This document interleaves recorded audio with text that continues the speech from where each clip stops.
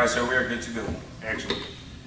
Okay, notice is hereby given in accordance with Texas Government Code 551 that a regular meeting of the Crystal Clear Special Utility District Board of Directors will be held beginning at 6:30 at the Geronimo Community Center located at 280 Navarro Drive, Seguin, Texas 78155. The subjects to be discussed, considered, or upon which action may be taken are listed below. We will now go with the public comment section. Members of the public wishing to comment during the meeting must register on the sign-in sheet at the meeting prior to the start of the meeting, or by emailing info@crystalclearsud.org prior to the meeting. Please state your name prior to making public comment. Public comment is limited to 3 minutes per person. Board directors will not ask questions or take action during public comments. Regarding public comments on items not on today's agenda, responses from the board members are limited to factual statements, recitation of existing district rules or policies, or request by a director for the subject to be placed on a future agenda as required by Texas Government Code Section 551.042. Public comment for items on the agenda may be made at this time or when the agenda item is taken up. First person that we have to speak, TJ Swanson. TJ Swanson. That was a possibility, sir. I believe he was not going to be here, but again, All right. just put his name on the list. We'll check at the end of the list. Hem Ramachandran. Hem Ramachandran. Please, come up here, Hem. Do you wish to speak? If you would, step up to the podium so we can hear you clearly. Can I go in front of him and him after me? Are you on the list? Yes, he's right. What is your name, sir? Certainly.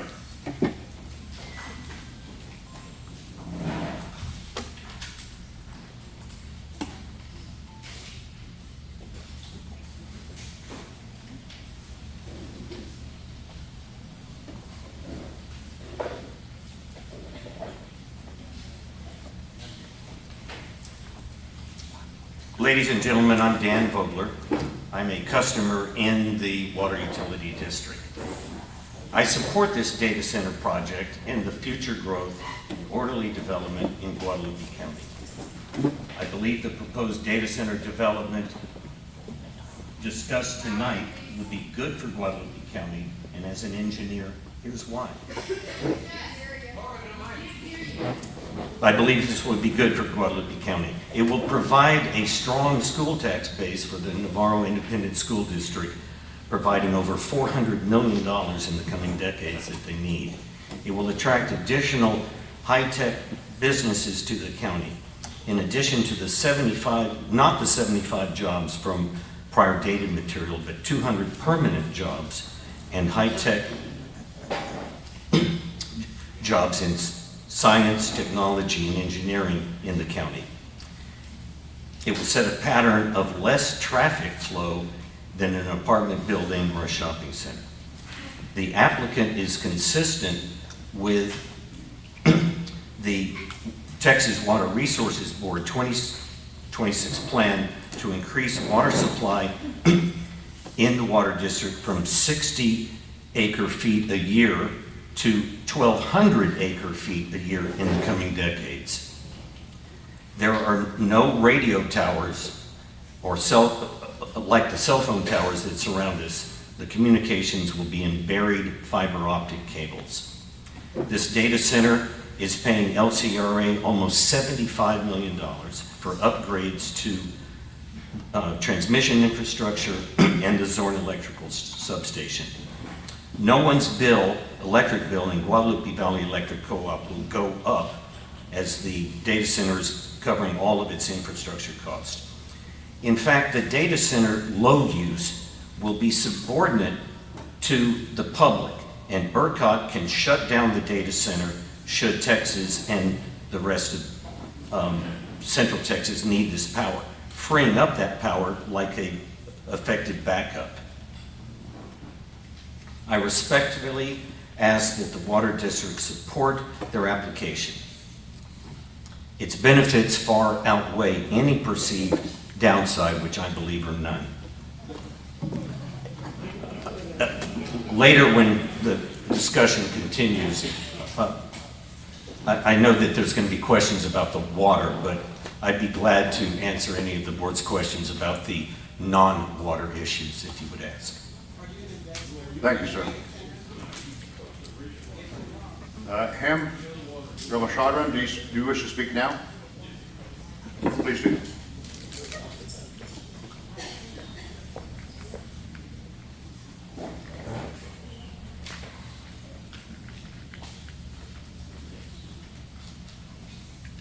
Ladies and gentlemen, my name is Ham Ramachandran. I have a master's degree in mechanical engineering from UT, and I have worked in data centers before. That's part of the reason I'm here. The second generation data centers which are being built is different from what it used to be. It uses lots of water, but now it uses a closed loop system where very little water is used, and also Governor Abbott has mandated that all data centers need to be a closed loop water system to save water. Once the water is filled in the data center, only 5% extra water is required, just because of the evaporation. So there won't be much of water use at all in the new generation data centers. I understand the objection about having a data center, but AI is inevitable. AI is the next electricity. So we have no escape of it. But the thing is that I understand that, we have a culture here, a set of, land here. Nobody wants to be encroached into that and change the scenario. But Seguin is one of the largest, fastest growing cities in Texas. So the development is, it'll follow, and a lot of jobs will be created. The average income will go up. So eventually it'll always be good for us, even though there might be a little objections about this. So I think it will be good for, as Dan was saying, there will be more technical companies will come, the income level will go up of people, and we'll have a better quality of life. That's what I think. No, I am not. I am a third party. I have no stake in the data center. Any questions? No, I am not paid. I am a voluntary person who is talking about this. I live in Austin, Texas. Okay, members of the public, during public speaking, the speaker may speak, but no questions may be asked of them. Okay. So please hold on to the questions. They will be addressed, but the public cannot ask questions of the speaker. That's all I have. Thank you. Thank you. Richard Ashcraft. Richard Ashcraft.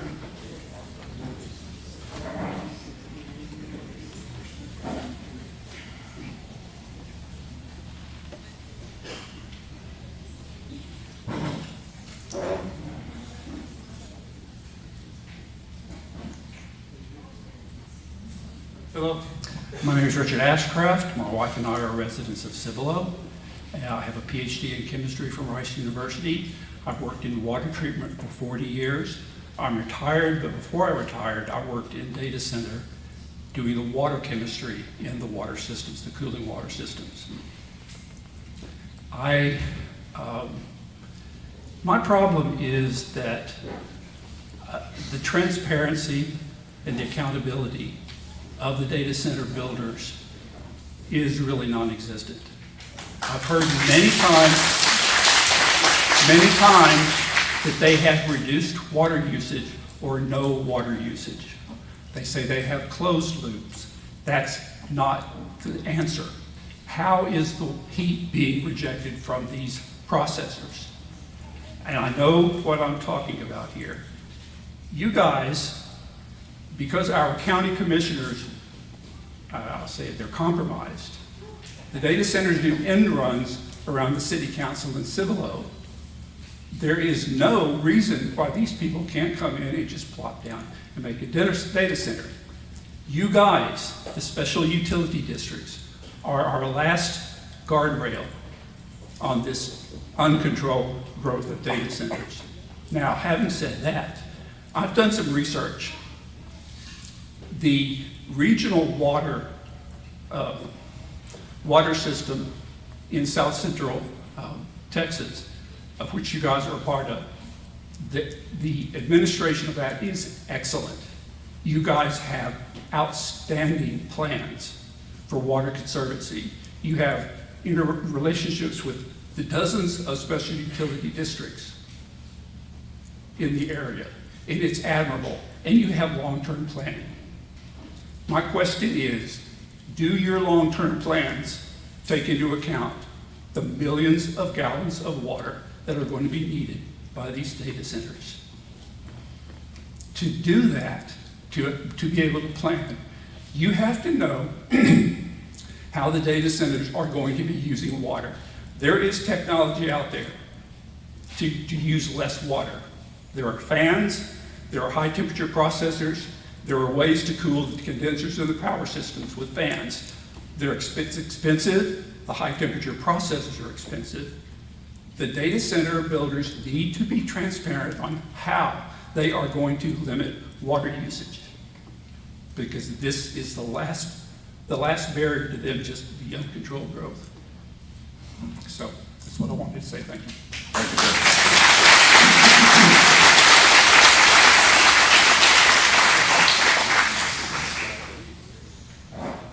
Avetis Semerji Bashian. Hope I didn't tear that too badly. No, you got closer than most on your first try, so Thank you. I appreciate the effort. Thank you, sir. Hello, good evening. Thank you for your time.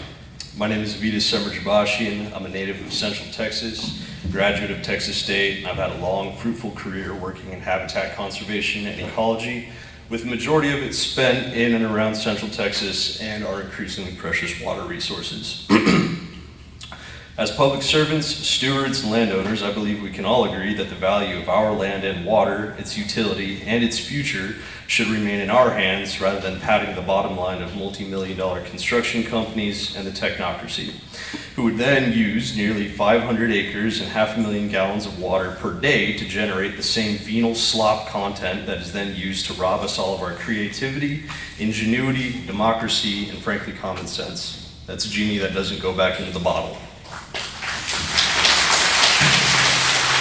The decision to allow the construction and development of the Palomino Alpha Data Center is one that now rests in your hands. To do so would fundamentally amount to a serious breach of trust from your compatriots and your customers, the fate of whose water and energy costs are now decided by the people in this room.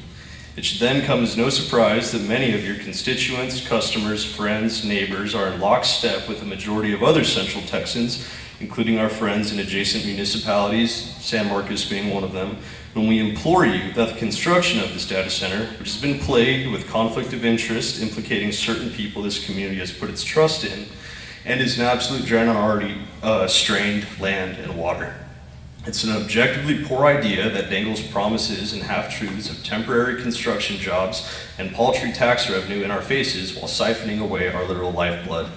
Fundamentally, this project, even the notion of further scarring the land for its development, is a major blow to public trust and a gross misallocation of energy, land, and our ever more strained water resources. I say this as we're in a drought here. At its most basic level, this is a balance of costs. Costs we can afford and costs we can't afford. With a proposed 360 megawatt energy demand, the very notion that such a consumption of water and power be subsidized by the people of this community is tantamount to exploitation, and for what? Speculative tax revenue to pad the bottom line of the technocracy. Last I checked, the people in this room live here and not the beneficiaries of that technocracy. So why should we hand them our future for such little return? Thank you for your time.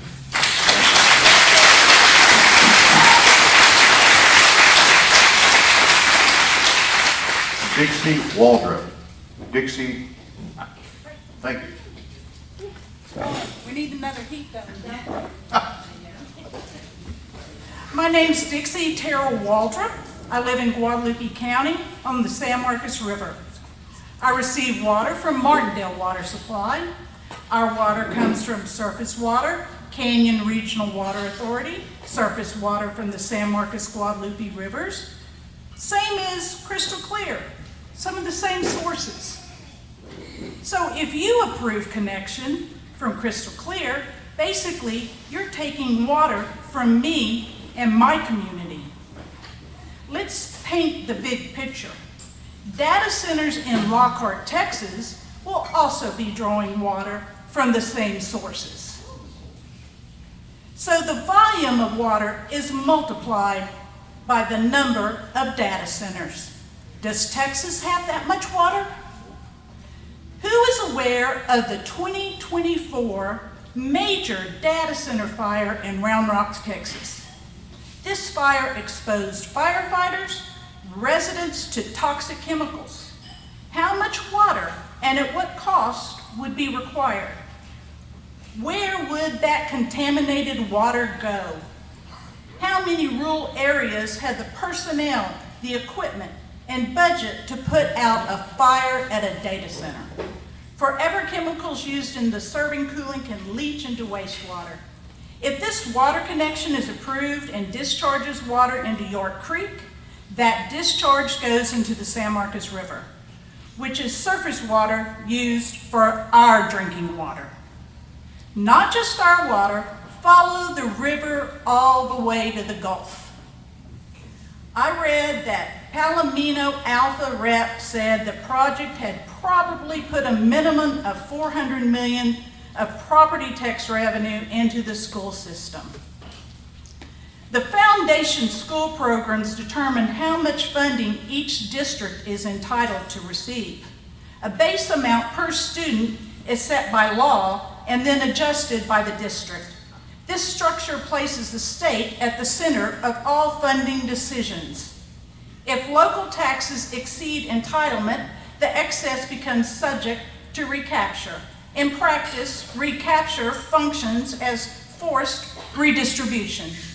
Taxpayers in one community subsidize districts elsewhere. Recapture discourages local fiscal responsibility because taxpayers cannot rely on their own revenue staying within their community. Not a county, not a town, or a business should have the authority to harm people, harm wildlife, harm livestock, pollute our water, our air, and Texas soil. Thank you.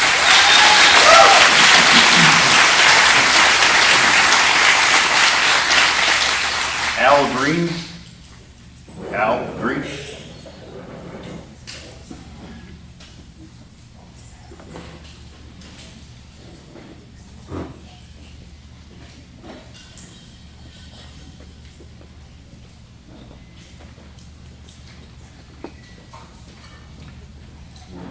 My name is Albert Green. I'm a resident of Guadalupe County on the San Marcos River, across from Martindale, Texas. Obviously, I use Martindale water. And what Dixie said. The only thing I'll add to this is I've heard two things. One saying 600 acre feet, it's going to be increased to 1,200 acre feet. By the way, I'm a biologist. I worked for Texas Parks and Wildlife for 25 years. Part of my job in that series was to review water rights. I can tell you there's very little water that's not permitted in surface streams. So I would like to ask, we have just come out of a 3.5-year drought. I live on the river. I've got 900 linear feet along it. I've never seen the river quite this low, but I've only been here 25 years. Normal rainfall in this area is usually 25 to 32 inches. We already routinely go into direct water restrictions with that, even with a normal rainfall. I ask the questions, what do AI data centers do for citizens to justify the squandering of fresh water when we're in an area already short of water? When I ask crystal clear clients, have they been in water restrictions in the last 3.5 years? They have replied, or many replied, not all. When have we not been in restricted water use. So where's the the other 600 acre feet that one of our first speakers talked is gonna come from? You have groundwater, some, but it's also being exploited. And a lot of it is salt. And if you want to know for sure about it, Texas Water Board has all the aquifers mapped out, and we can get copies very easily. Thank you.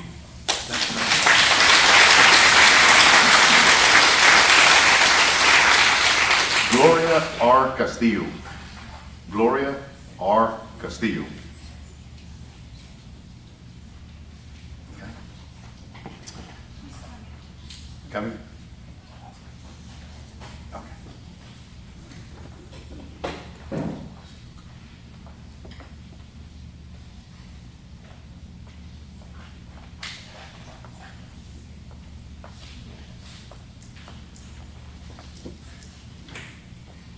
It'll adjust.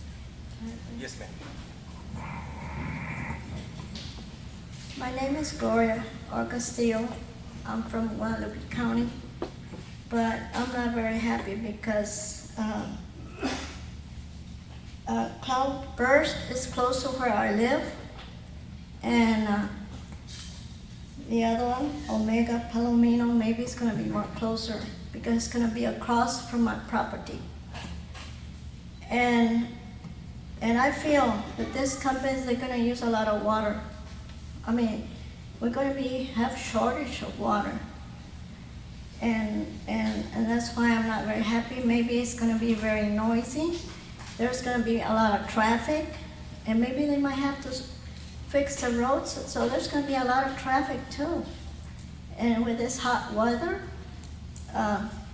mainly Omega Palomino, if they're going to build it right in front of my place, you know, across, I live in Center Point on the other property, across that road, if they build that building there right in front of my place. And and I feel it's going to be very, very harmful to the people, you know, for the health. That's what I'm saying. So that's why I'm not very happy. So that's all I want to say. I'm not very happy.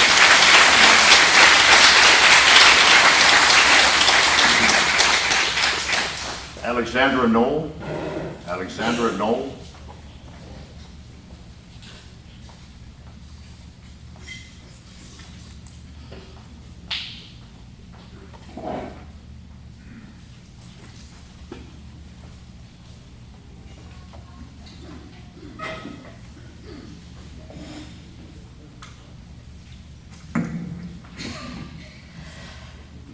Dear Crystal Clear board members and neighbors, my name is Alexandra Knoll, and I have lived in Guadalupe County and have been a Crystal Clear customer for the last 17 years. I'm terrified of public speaking, so imagine how important this issue is for me in order to stand here in front of this big crowd with a shaky voice and my accent on display. So forgive me for reading my speech. I did not use AI to write it either.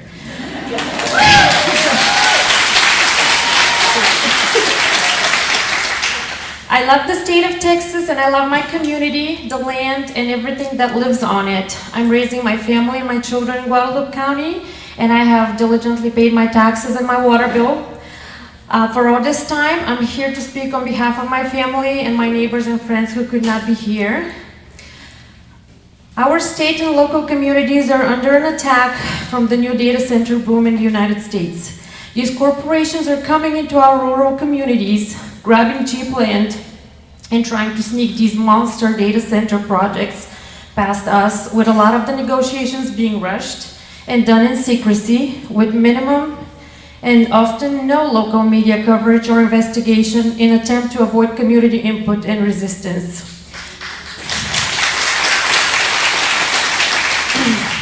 They lack transparency, and there's simply not enough research into them and the effects that they have on the environment. They're not the same data centers from 20 years ago, and there, however, is an abundance of reports and examples of all their negative effects on the land, the wildlife, and the people in the areas where they were quickly built, and how those communities are paying the price. They simply get approved based on their theories and promises. I'm still in shock that Guadalupe County Commissioners Court made against the will of the people that they're morally obligated to represent. And not only did they approve the construction of the data center in our community, but they also voted to give them tax abatements. According to the Crystal Clear website, we're currently under stage 3 water restrictions. And according to this map also posted there, where Guadalupe County is under moderate to severe drought stage, and it's only July. It's already hot enough here, and we're already struggling with our access to water. We do not have any gallons of water to spare for a data center. It doesn't matter if it's only during construction, for emergencies, or if it's for their daily usage. I'm asking you to reject their request to access to our precious water. One day in the future, we will all be judged for the decisions we make today, and we will all be paying the price. And there will come a time when people will realize we cannot eat or drink data, concrete, or money. Please have the backbone to say no to any data center that is asking for access to our water. Last paragraph, I'm sorry. And I know you all were under a lot of pressure, and it feels like you're between a rock and a hard place because you have the local politicians and the corporations pressuring you, and on the other side you have us. So all I'm asking you is pick us. Pick the people, pick your customers, pick our future. Thank you.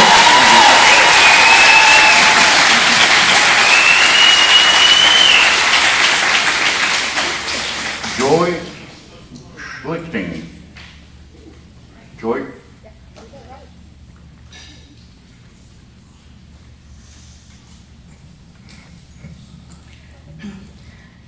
First of all, I thank you for the opportunity to address you this evening and give you my opinion on the issues we face here in the CCSUD area, in the entire state of Texas, and the nation as a whole.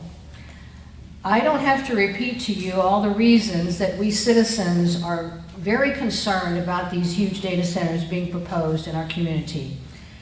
There are many troubling aspects of these structures and their effect on the environment, our health, and our way of life. I know you have heard all these, and I hope you are as concerned as we are. But we also know you as a board do not have any decision-making authority over most of these.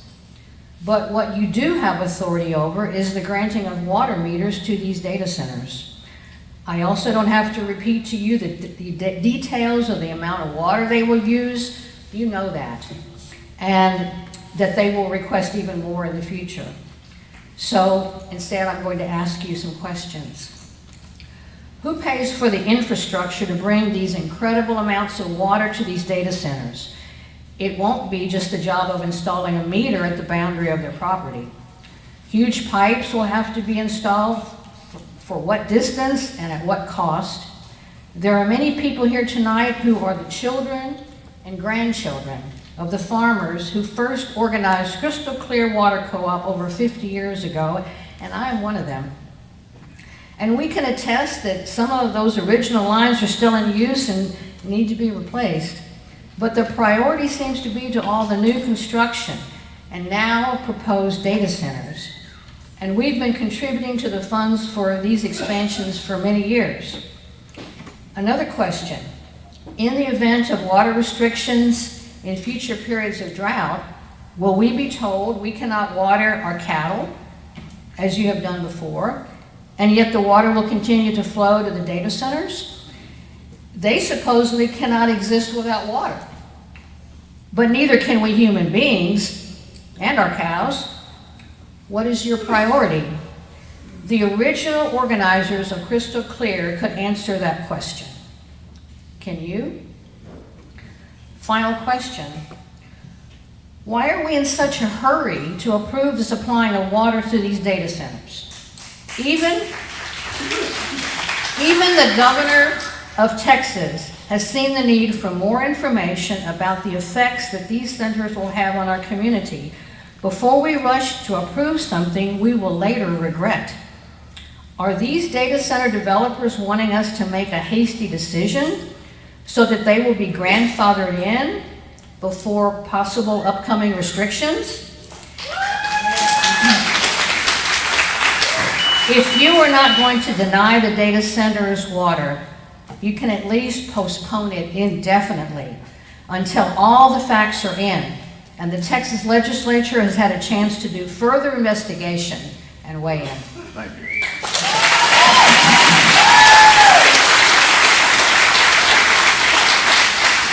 Speakers, just a reminder, it's a 3-minute mark, and we got a lot of people that want to speak, so for the sake of being considerate to other people, let's try to keep that 3-minute mark. Lydia Torres. Lydia Torres.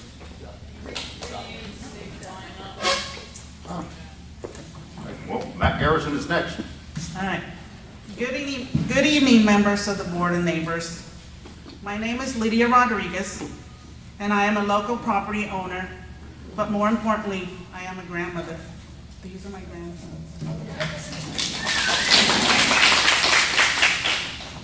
When I look out my back door, I see the legacy of my family.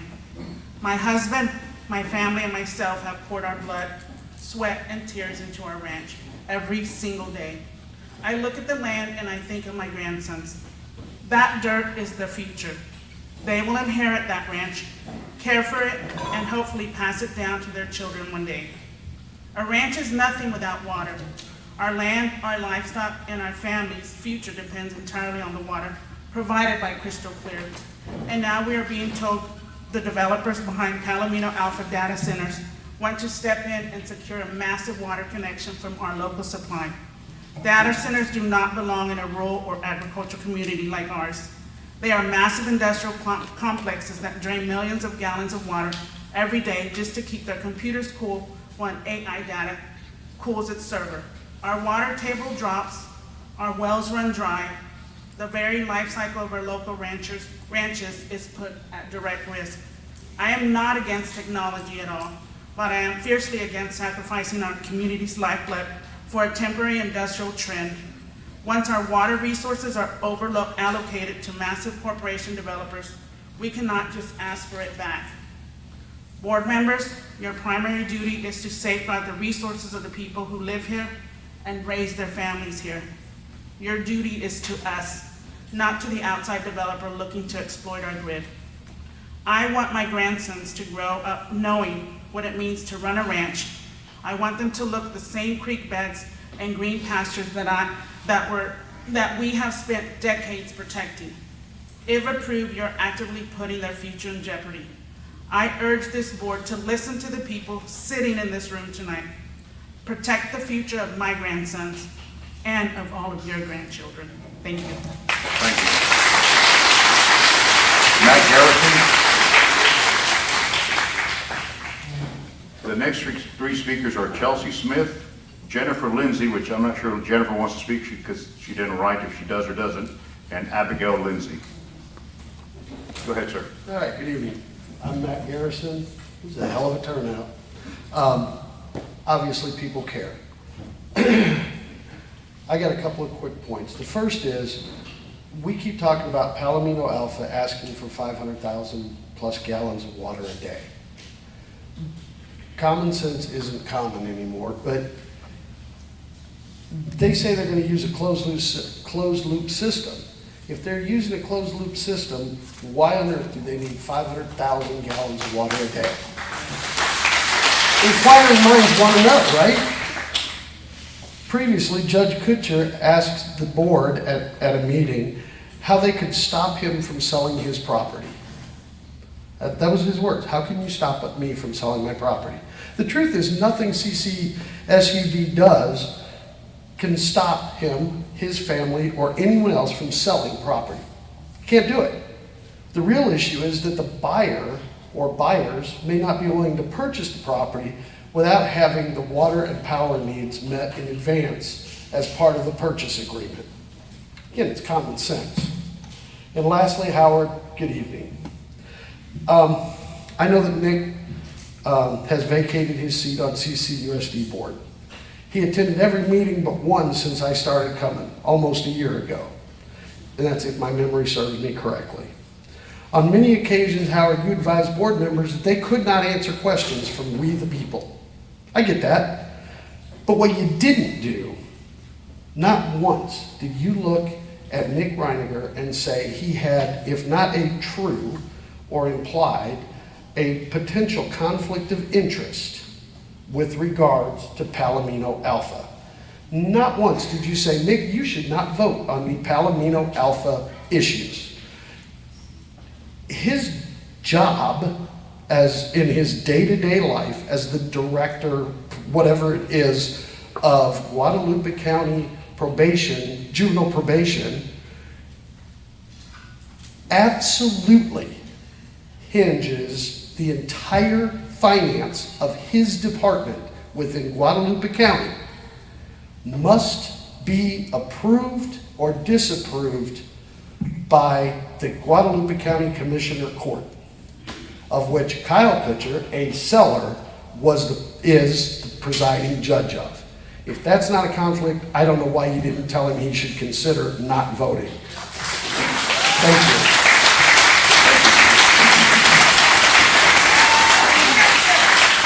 Kelsey Smith, followed by Jennifer Lindsay and Abigail Lindsay. Thank you, Board, for hearing us and taking our concerns to heart. I'm here today to speak on my concerns about Palomino Alpha, about the possible harm that the proposed data center's water use could cause the rest of Crystal Clear's customers. I'm sorry, I didn't say my name. I'm Chelsea. I live in Guadalupe County. Sorry, I'm nervous. Back it up a little bit. So I'm worried about the harm that the data center could cause Crystal Clear's customers. And there's two main parts to my concern. So I know a lot about cloudburst, and I think we can reasonably compare the developments because it's my understanding that operationally these two data centers would be similar in that they would both utilize natural gas generated electricity, and they would also have this fanciful term, the closed loops system. Take my notes. Unfortunately, it seems through open records requests that the water reported for operational use by Cloudburst for its data center, it's underreported, and open records support this. And again, like I said, I think it's reasonable to compare the two, Palomino Alpha and Cloudburst. I'm imagining scenarios of insufficient firefighting water, low residential water pressure. These scenarios aren't just imaginary though, they've been happening elsewhere in the country. I'm not even touching on how their on-site sewage facility could harm area residents through well contamination, which, while I believe to be a significant concern, I unfortunately don't have time to talk about now. The closed loop designation, I believe, is a gimmick designed to distract from the truth. It seems it would be impossible for Crystal Clear to properly anticipate water demand, infrastructure needs, or plan for keeping its current customers in safe and reliable water if the data centers are intentionally obfuscating the real operational water demands. I have 40 seconds.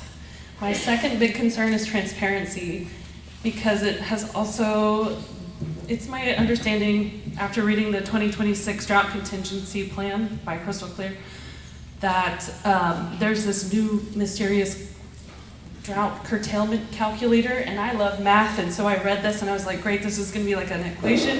It started out good, like an equation, and then I realized the numerator in the equation was incomplete. It says you're gonna decide curtailment of water during drought by considering X and Y and dividing by volume.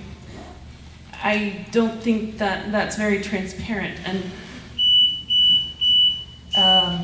I urge you to deny Palomino Alpha water services for the health and safety of your customers. Thank you. Abigail Lindsay? Jennifer. Very well.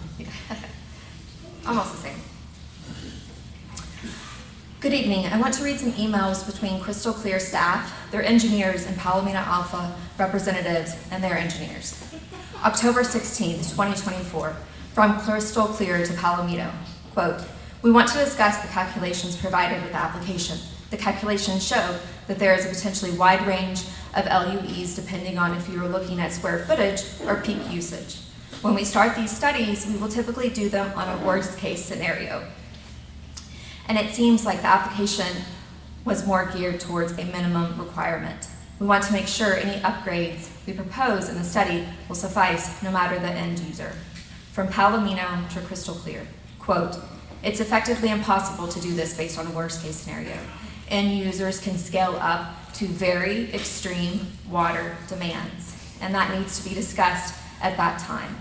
The common practice now with this use type is to steer towards a minimum use so they, end users, can have a level of comfort that the development can be served with an air-cooled system, i.e. low water demands that align with typical industrial, or make a decision to purpose a water-cooled system which would scale up to a larger demand.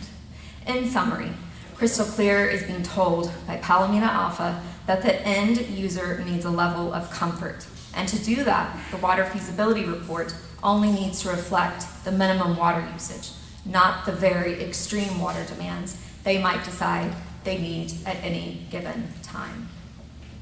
March 3rd, 2025. Palomino to Crystal Clear.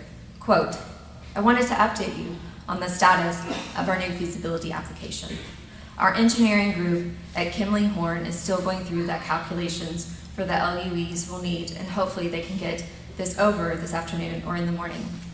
I know you have been in contact with Judge Kushner over this and have received our application fee that we dropped off Friday.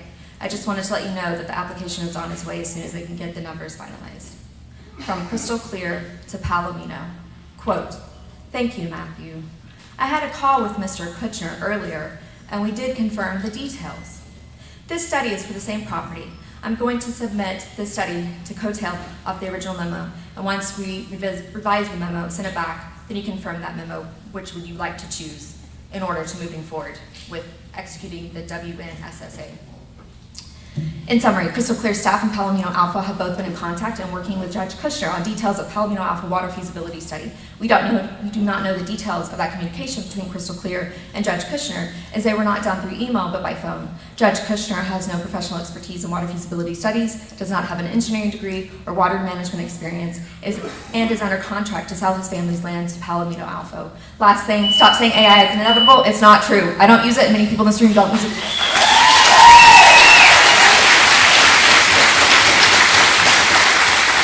Jennifer Lindsay.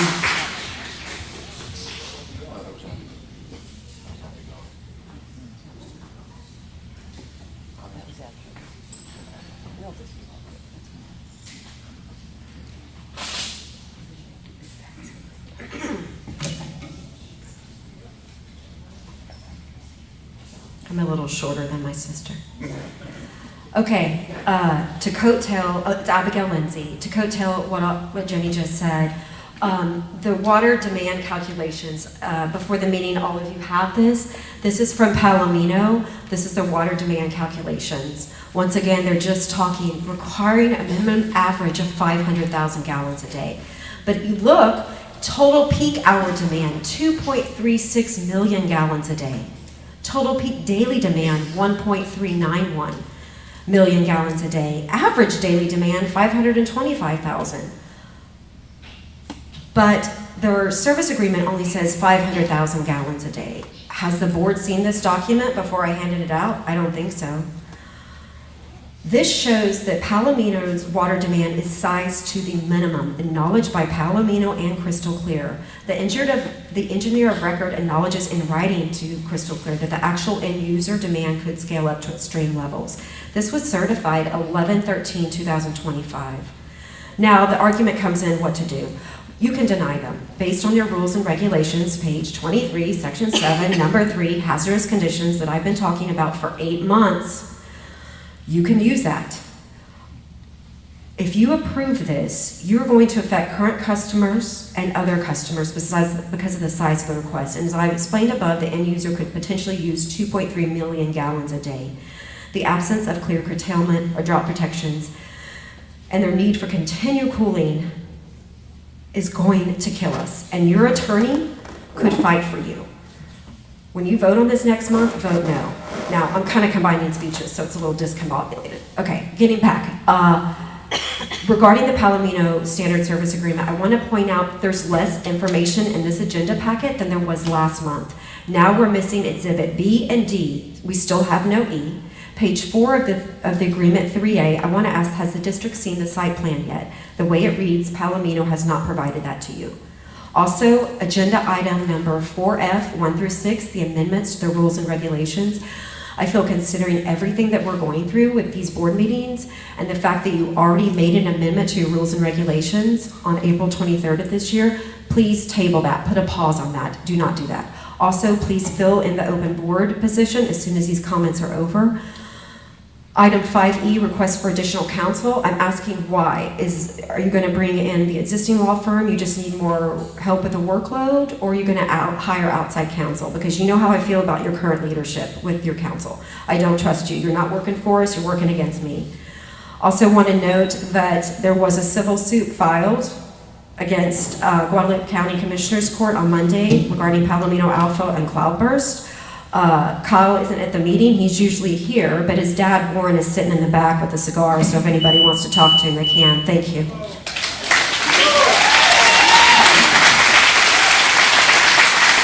Mary Littlefield Divine. Mary Littlefield Divine, okay. Followed by Samantha Kahn and Heidi Morton.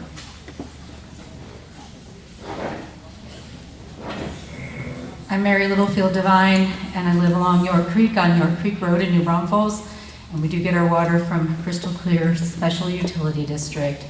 I am here to ask for transparency and accountability from this board, and I'm concerned that the way we started this meeting tonight was immediately disrupted, where someone from a special interest group decided to put his speech ahead of everybody else's, without making it really clear what his full name was and who he represents.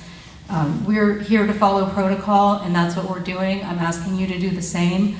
I noticed that when we were in stage 4 drought conditions, that Crystal Clear never declared stage 4 droughts and processed 8 projects between October of 2025 and April of 2026, when we should have been in stage 4 drought, and none of that should have actually been approved. So tonight, we're getting the opportunity to speak, but we're also, again, getting subjected to the cognitive dissonance that permeates AI.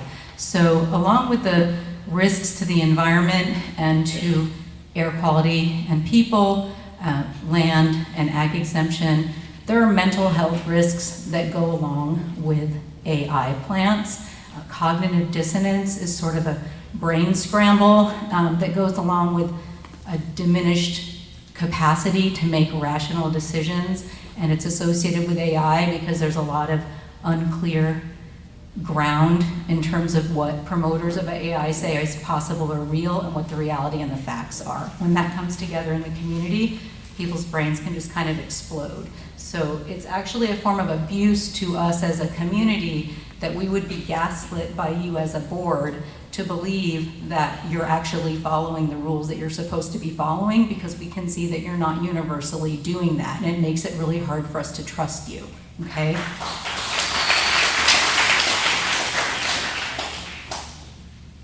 I have 55 seconds, it appears.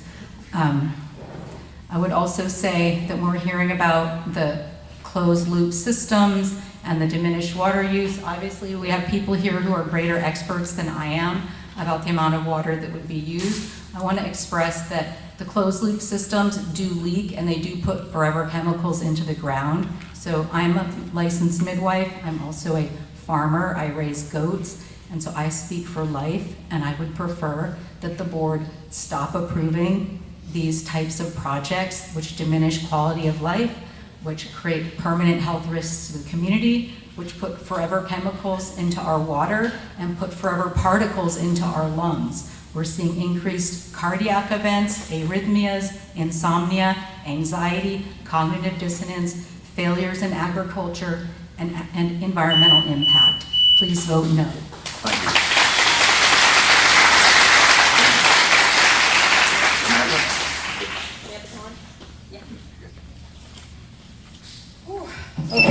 I'm nervous. Listen, my family's been here 200 years. I'm here on my son's birthday. He told me, Mom, this is really important, you go. They go to Navarro. My grandmother taught at Navarro. We care about this place. I wouldn't be here 200 years if we didn't care about this place. And they're talking about how good this is going to be for the school. What's really going to be good for the school is water fountains and being able to flush a toilet. Like, you know, and I'm not trying to get too, you know, but this is our home. I don't, you know, I don't plan. All I have is land. I'm glad that you sold your land. I'm glad you sold your land, Kutcher, because you're now making it everybody else's problem. Like, how can somebody sell land and make it an entire town's problem? That is so unbelievably greedy, selfish, and just the other day, I saw that Greg Abbott, and maybe he is just saying this for re-election, who knows, I don't know, but he said that they have to come up with their own water systems, their own water sources. Well, I noticed that Warren commented on that. Oh, he's just doing that for re-election. He's one of my Facebook friends, probably not anymore after this, but he said, I said, wasn't Kyle the one that voted for it to come here? He was like, it's coming here whether you like it or not. That's how much they care about us. Why do you got to sell your land and take our water with you?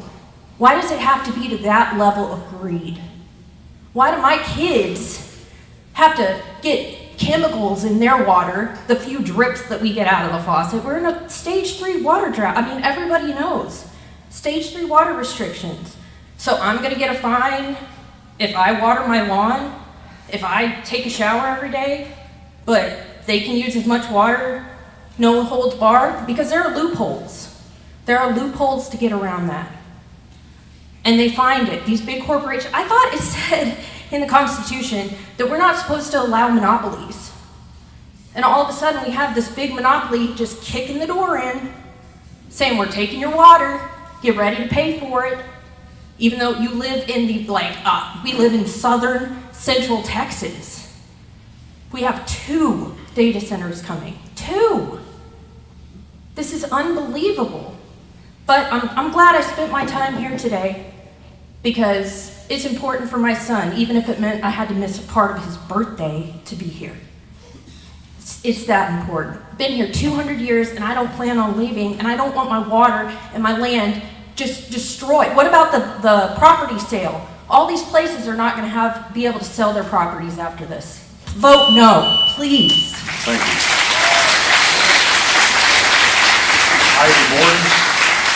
Heidi Morton.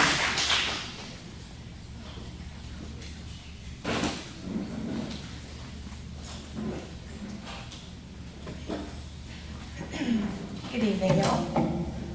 Welcome to my neighborhood. I own a business on this street, and I bought a house 30 years ago down the road. Crystal clear does not affect me today, but eventually my water will be affected because I live on Lake McQueenie. So,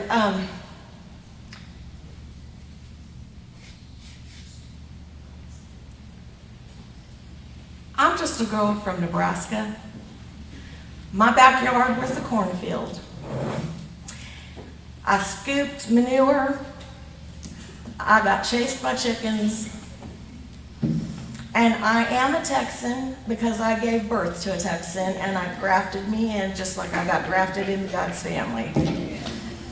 So, I think I heard somebody mention a name. Who's Kuchar? No. Guy behind you. That's the father. Okay. Okay, so I really don't have anything to say about water, but I want to inform you all. Okay, because I know knowledge is power. It's not just about the water. Okay? It is about how are you going to cool it down. It's about the fact that we're tearing up farmland and ranchers' land and selling land out. We're producing seedless fruits and vegetables so we can no longer grow our own food. So we're more dependent on the government, and I'm not a conspiracy theorist. I'm a master's in broadcast journalism, and I covered the first Gulf War, baby, and ain't nothing scares me. But I will say this, being a girl from Nebraska, just a simple country girl, first generation college graduate, when I smell shit, it's usually because there is shit.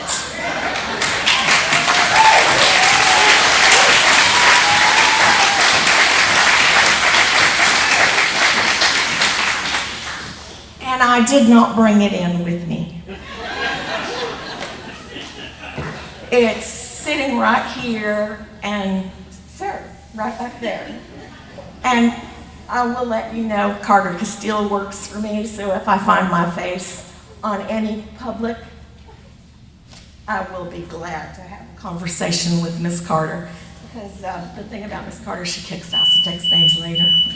Y'all get educated. It's way more than the water.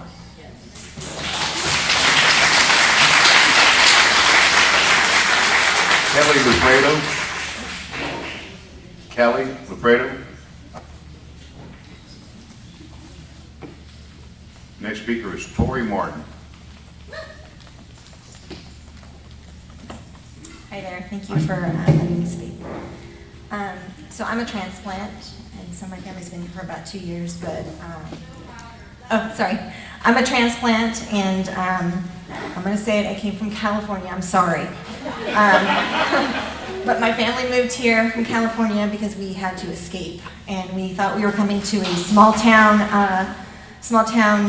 America, and it's no different, obviously, than California, unfortunately. But I'm going to speak from my heart.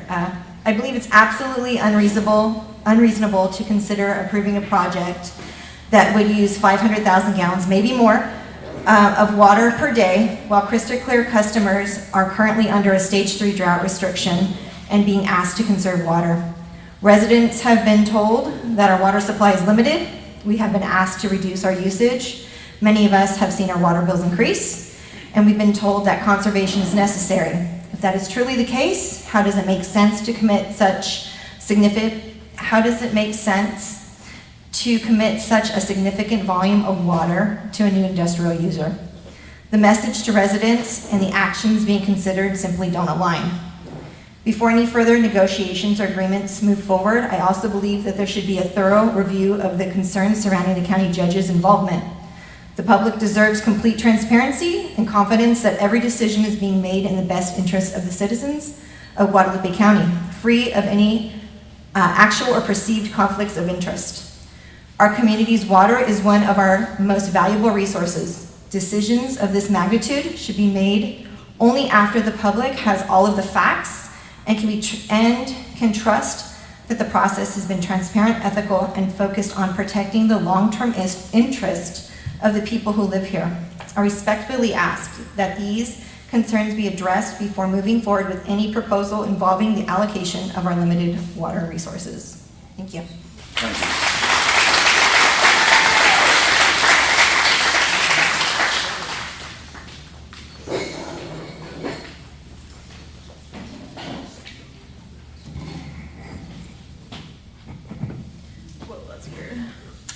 Customer of Crystal Clear for over 26 years. My neighbors and I, and a lot of people in this room, are farmers and ranchers. You approving a development that consumes 500,000 gallons of water a day is compromising our welfare, our income, our way of life. It's approving multiple, probably 3, maybe more, gas power plants to be built and semi-truck sized diesel generators pumping fumes over our homes and farms. It is approving the pollution of our air and our water, and the suffering of us, your customers, and our livestock, impeding how we make our living. I'd go so far as to say ensuring that the future of our livestock would not exist, because we are seeing over a dozen stillbirths another summer on one farm, while over a dozen ranches are having no new births at all. Existing cattle are losing 30% of their body weight, which is why you're seeing a rise in beef prices, and you're going to continue to. 8 different Texas ranches have done interviews, have called in to A&M vets reporting neurological issues with their horses. Young horses dying. Horses live for about 30 years. We're talking 14, 15, I think 8 years old. Horses falling over. They're having tremors. They're foundering, and they're thinking it's safe to assume it's from lack of sleep and the vibrations and the frequencies that they are feeling and what they are hearing that we cannot. I guess I should mention these are reported in humans as well, obviously. Next to AI data centers. Beekeepers next to data centers have reported bees producing less honey, but more importantly, hives leaving. If you didn't know anything, bees are the single most important species in the world. They are responsible for 80% of global agriculture. Even the cows, all livestock, depend on bees. Texas produces more meat than any other state. Our ecosystem would collapse without bees. Some say Texas is feeding America. You're inviting them to put a heat dome over our heads, which is killing our grasses, costing farmers more money. It would be creating irreparable damages to our community.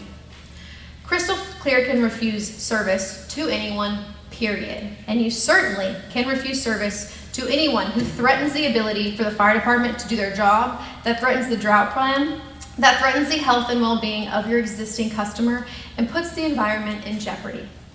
On your website, the first link you have, and your relatable link you put on the Crystal Clear website, is the Environmental Protection Agency. The second link you have listed is tips on how to conserve water. Your mission statement on your website, on the Crystal Clear SUD, you are dedicated to being a responsible member of this community, utilizing all financial and physical resources necessary to meet that objective. Did you catch that? All financial resources to meet that objective. That is what your attorney is for, not to let you be threatened by a data center. And then you state your priority is to be a positive benefit to our community. This is not a positive benefit to our community. And it's violently offensive and insulting to your entire community to have this proposal even on the table.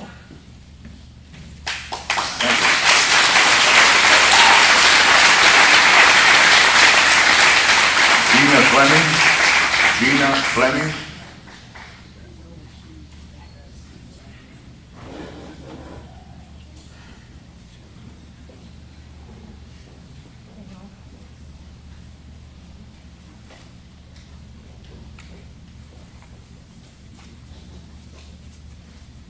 I'm Gina Fleming, and before I start, I'd like to respond to comments that were made earlier about closed-loop systems. That is a deliberate obfuscation. Closed-loop systems or any cooling system, that's just clouding the issue. The water use comes from electricity production. Closed-loop systems can require more energy than other cooling systems, and because they require more energy and the energy production consumes more water than the data center operation, it's a moot point. It's just deliberately misleading. Climate change is real. Weather fluctuations are becoming more extreme and unpredictable. We cannot turn a blind eye and pursue business as usual, looking out only for the highest monetary reward. We need to accept the reality of what is happening and make responsible decisions. It is imperative that we safeguard the possibility of a livable world for future generations. The proposed water usage of a minimum 500,000 gallons per day is excessive and life-threatening. It is a disproportionate allotment compared to other customers who are already facing use restrictions due to drought. The purpose of the water service request by Palomino is not to serve nourishment and protection of life. Rather, it aims to advance the industrialization of humanity. As far as I know, we don't even know the identity of the company who will operate Palomino Alpha. Palomino Alpha appears to be a subsidiary LLC name of the developer. Are other customers allowed to conceal their identity? Add to this the questions currently surrounding conflicts of interest in the crafting of data center deal with Guadalupe County. The denial of this water non-standard service request is the only moral option. Please deny service to Palomino Alpha. Thank you.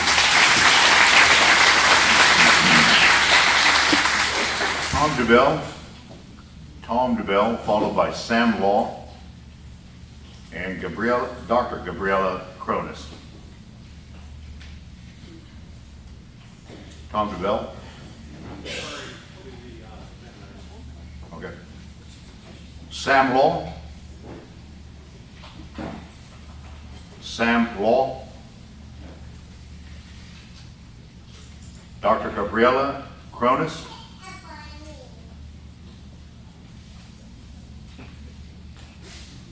Angela Juarez. Angela? Okay, there you are. Thank you. I got somebody written down as T, just the letter T. So if T is in the house.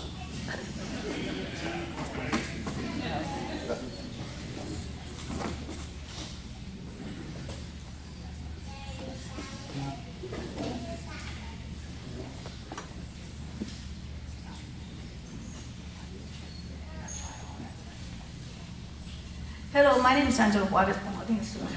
Hello, my name is Angela Juarez, and I don't even think about data centers and all the stuff they're trying to do. I'm just a country girl.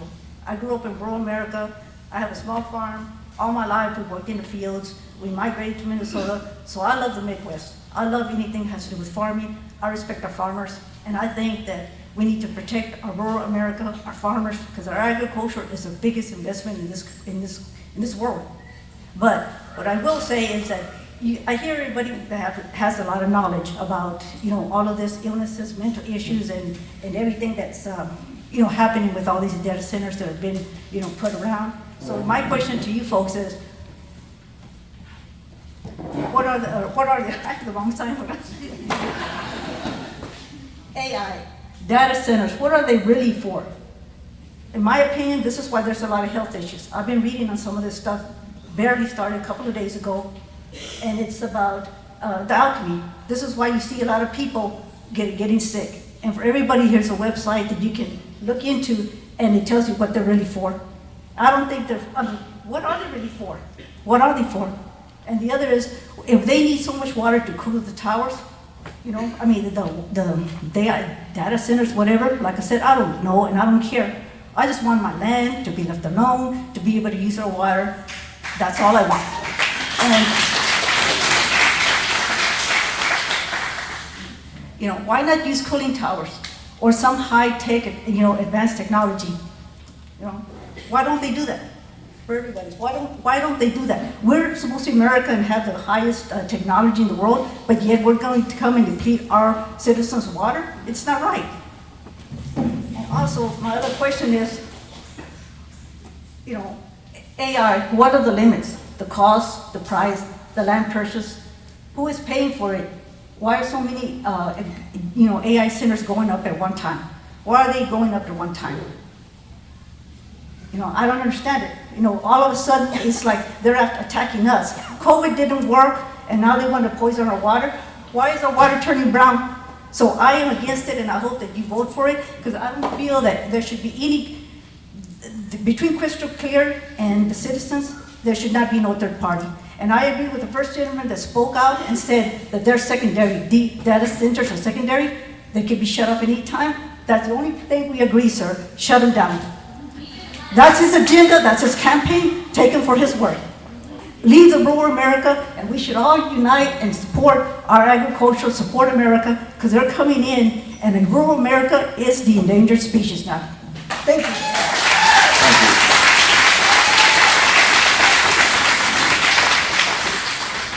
T. Do we have T?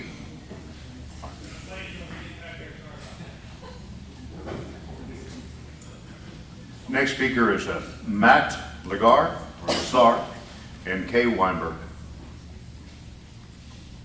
All right, how's everybody doing tonight? How's my neighbors? Good. All right. No long speech or anything, nothing prepared, kind of made it up as I was sitting back there listening to everybody else. Can't hear you. Kind of sitting back there, kind of putting this together as I showed up listening to everybody else. No special speech or anything. But from CSI to AI, a little bit of conflicts of interest is what I hear. I remember a time y'all were kind of worried about the CSIs. If y'all put that kind of effort into the CSI as y'all do about as y'all would about the data center, I think we'd be okay. If you're on our side. These things are popping up like bad habits. The cost of water around here is already high. I know my water bill has been higher than my electric bill several times. I don't think it should be that way. I don't know about everybody else, but I'm sure there's more than just me in here that's tired of paying high water. And it's going to go up at 500,000 gallons a day. I don't care if it's closed loop or not. Closed loop has to be changed out every now and then. What are you going to do with it? How are you going to dispose of it? How are you going to replace it? Common sense. I'm surprised it takes this many people to show what common sense really is. You shouldn't have to come to this where a community has to spend their time away from their families, their loved ones, to come here and talk about an issue that is really not rocket science in any way, shape, or form. Literally. Do what you will. But I think the public stands out here, you know where they're at. Y'all need to make the right decision. Have a good evening. Thank you. Matt Lazar. Matt. Very well. Kay Weinberg. Hi, I'm with the, I'm just a volunteer with the Data Center Action Coalition group. Just based on my research, I wanted to name a few reasons why I think the board should, sorry. First of all, good evening, board, hello. And to Howard Slobodan and Warren Kutcher, like bad evening or something. So I just wanted to name a few of the reasons I think the board has license to deny this agreement. First of all, just to name the elephant in the room, the recently released emails between Judge Kyle Kutcher and a number of other officials, members of Crystal Clear, evidence that that's just the tip of the iceberg in terms of illegally corrupt behavior, I think is a reason to take a step back and look at this agreement. I think the whole thing feels pretty, well, illegal, basically, as well as just ethically corrupt the way that it's gone down. Secondly, in my research going through the open records requests, I saw very little evidence that red flags were raised internally by staff about the sort of procedural irregularities and I don't know. Yeah, and there's this just constant strange advice from Howard Slobodan about my point is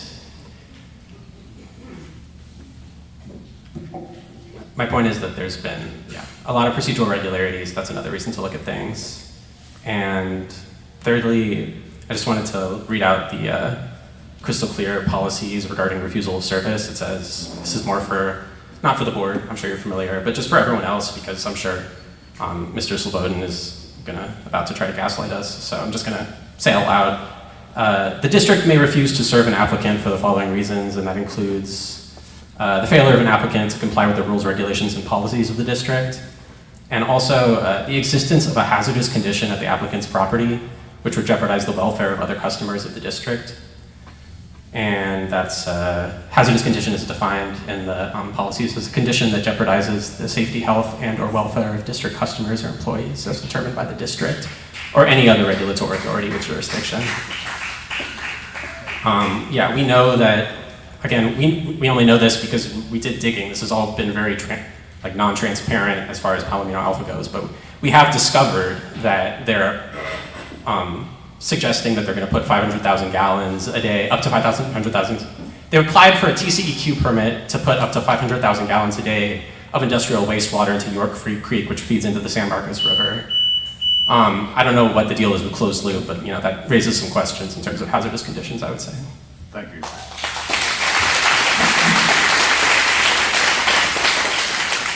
Joshua DeClave. Would it be possible to speak? I was in the bathroom and also so was my friend. Certainly. What is your name? My name is Dr. Gabriela Oh, Cronis. certainly. Go right ahead. Yes, okay. So, hello, my name is Gabriela. I have a PhD in computational linguistics, which is essentially the foundational technology behind AI. I've been studying this technology for over a decade. I've been studying this technology for over a decade, and I believe that research in AI is not the same thing as is different from shoving it down people's throats, and then telling them that they want it, right? So research and development in AI actually does not require the data center build out. That is currently in progress. I'm happy to speak more about that if I have time at the end. But I would like to talk about water because we're here to talk about water. I'd like to talk about water because we're here to talk about water. So earlier comments about how data centers work, maybe through 5% utilization, sort of vague comments and promises don't really have any implications for how much water will actually be used, as has already been said.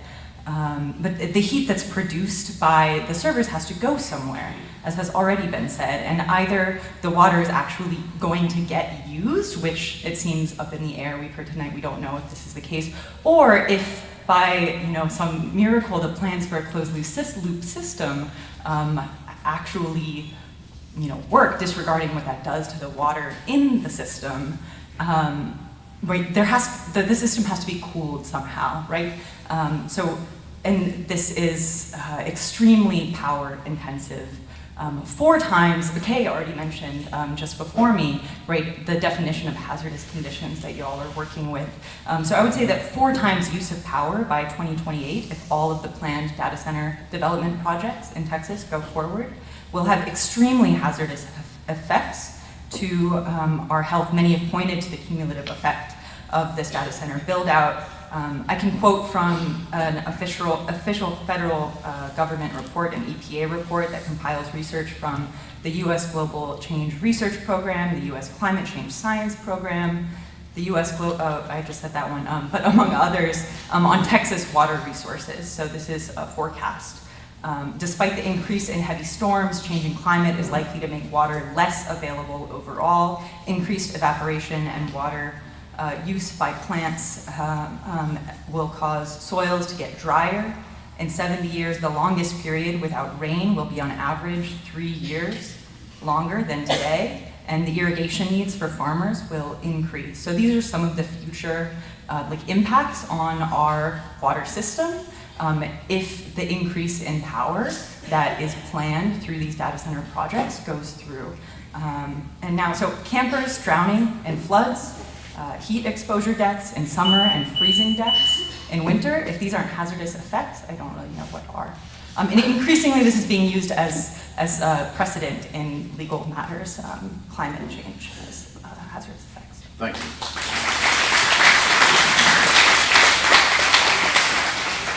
Joshua DeClave. I was skipped. Is it okay if I go now? Sam Law? Yeah. Very well, Mr. Law. Go ahead. Sorry about being in the bathroom. Thank you to the directors for your service to the water board, or to the district. I know this is a thankless task and requires a lot of work, so I appreciate this. I have a PhD from the University of Austin, University of Texas at Austin, where I'm currently a research affiliate studying the impacts of data center development on rural livelihoods, but I'm speaking today in a personal capacity.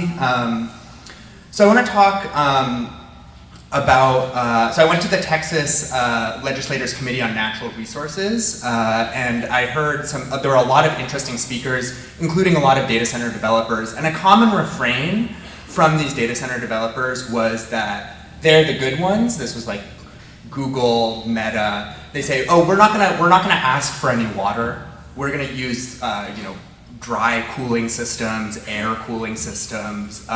We're going to be transparent. We're going to tell you who our tenants are, what our long-term commitments are. And I think I have pretty serious concerns about the type of developer that Palomino Alpha is. They're what's called like a co-locator. They haven't disclosed who their tenants are. We don't even know of the long-term economic viability of this proposed data center. Because we don't know their tenants, we don't know the actual water usage. It's hard to know if they say, oh, it's you guys use Facebook, that uses far less water than what we expect, which is clusters of GPUs that need to be heavily cooled with high water demand. Similarly, a lot of these sort of untransparent things that we've seen, these sort of backroom deals, off-transcript calls from people who are getting paid, who hold political positions, these are all deeply concerning.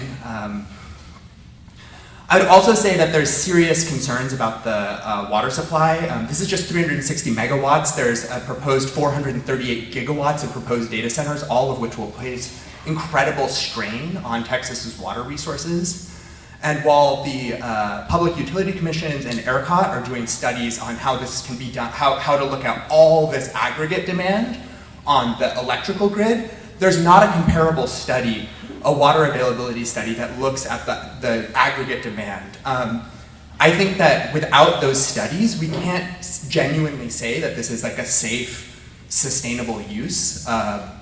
It's as many people have said, this isn't the only data center project that's going to be drawing on the same water resources. So I think that barring an independent water availability study that looks at all these large industrial users, I don't think that the board can genuinely act in the service of its current clients to grant this. So I would say, do the studies, don't give one drop to the data centers. Thank you.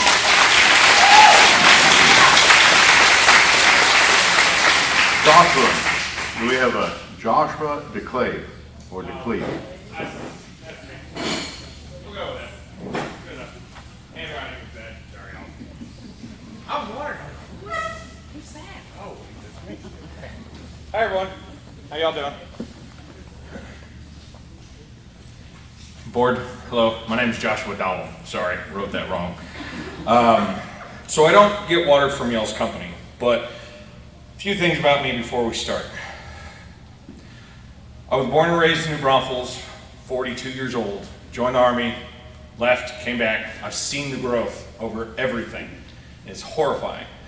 Another fun fact about me, I'm a conspiracy theorist. And yes, I know that's a dirty word, and everyone's like, no, that's a bad word. It's not. It means I want to know knowledge. It means I want to dig into everything going on, dirty, not dirty.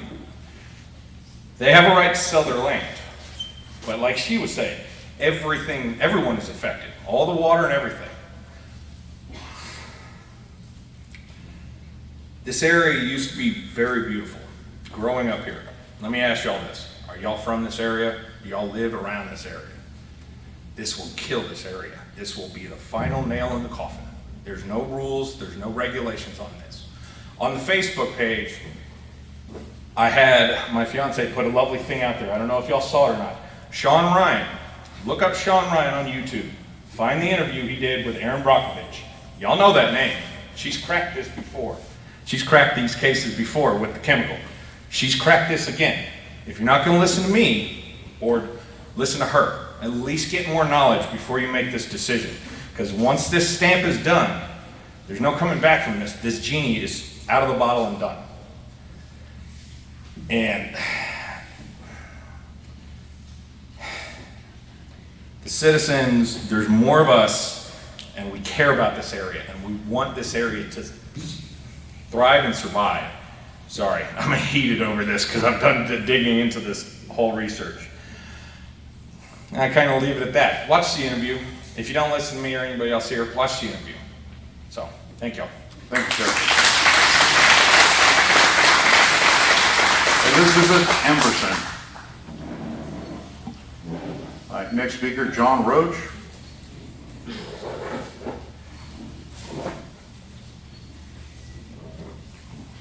Hi there. My name is Elizabeth Emberson. I'm an 8th generation Texan, and I don't have anything to say that all of these other wonderful humans haven't already said, and they said it more eloquently than I could, but I'm just asking you please to listen to your community and just honor yourselves and them and our state and our area and our land. Thank you. Thank you. John Roach? John? He's watching our baby. Okay.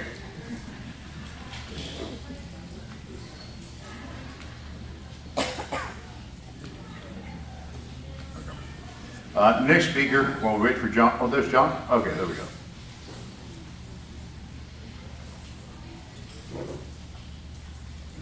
Sorry, I was with my 1-year-old out there. Good evening, Crystal Clear Water Board, and thank you for your time and energy tonight. Please bear with me as I just wrote this. My name is John Roach, and I'm a San Marcos resident. I hope you will join the 99% of us all here with wanting to help slow down this momentum of tech oligarchs wanting to exploit our natural resources here in Texas. As a 5th generation Texan, I feel that this goes against the spirit of our great state. Texas is poised to surpass Northern Virginia as the largest global data center market by 2030. I have conservative family in San Angelo fighting a data center that's trying to break ground where they live. These issues cross all political parties. I don't understand why so many data centers across the nation and why so fast. It can't simply be just for consumers. It's more likely that this amount of data centers is to bring into existence a complete surveillance state to monitor what you and I are doing every day, all the time. I don't know about everyone here, but I treasure a little bit of privacy. I think that's a very American sentiment. Please do the right thing and stand with us. Central Texas is projected to triple in size by 2050. There will be plenty of new clients for crystal clear water and plenty of respectable money coming in. Thank you. Thank you.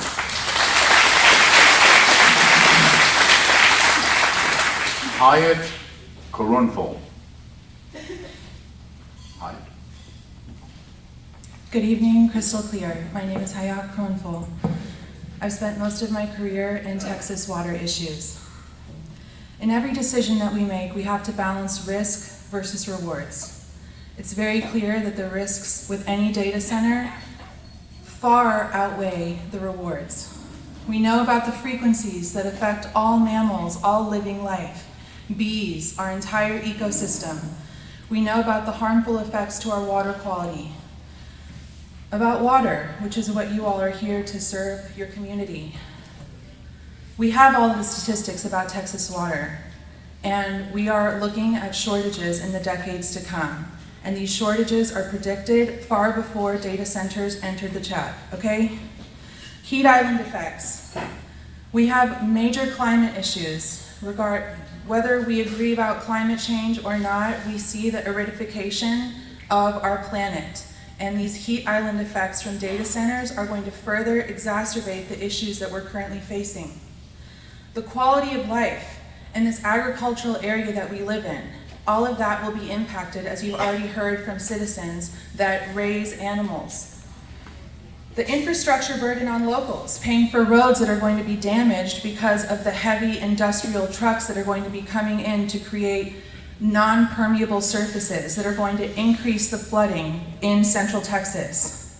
And then, as John said, the surveillance state, which is about to even get more serious as our government is considering merging our military with the Israeli military. And yes, fact check me. Also, the benefits financially are completely speculative. These are false promises with no guarantee. What is guaranteed are the negative effects that all of us will face. And also, please do your due diligence. Go online and look at videos. Look at videos with Christiane Amanpour going and interviewing people. She's a very well-known international journalist.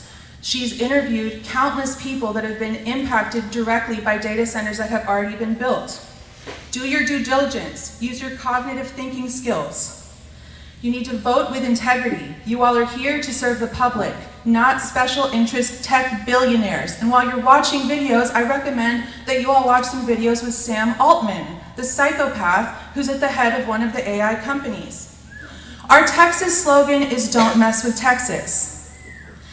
That slogan embodies a fierce protectiveness to take care of what is special and sacred, which is our home. You have an opportunity tonight to uphold our state slogan, where you live and where we live. So please act accordingly. Thank you.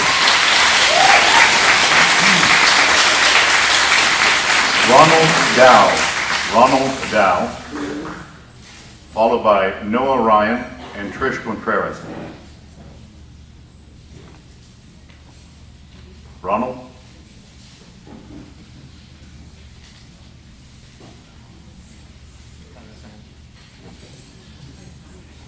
Ronald Dow. Noah Ryan.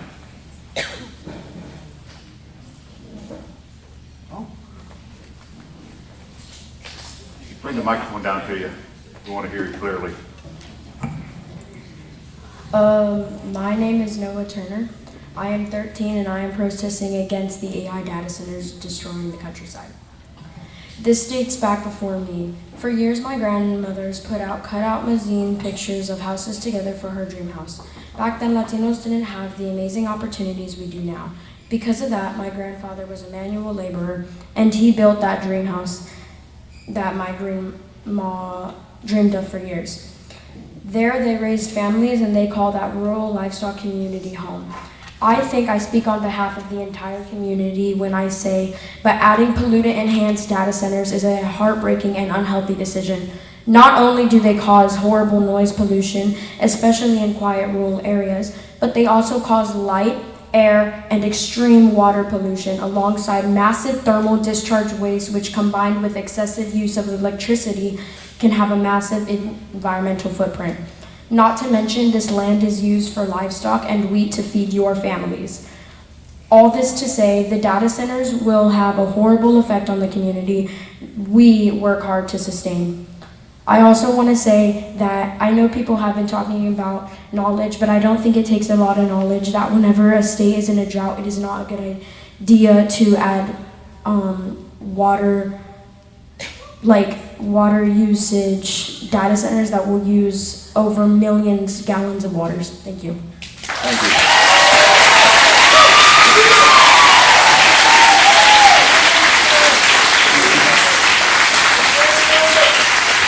Trish Contreras.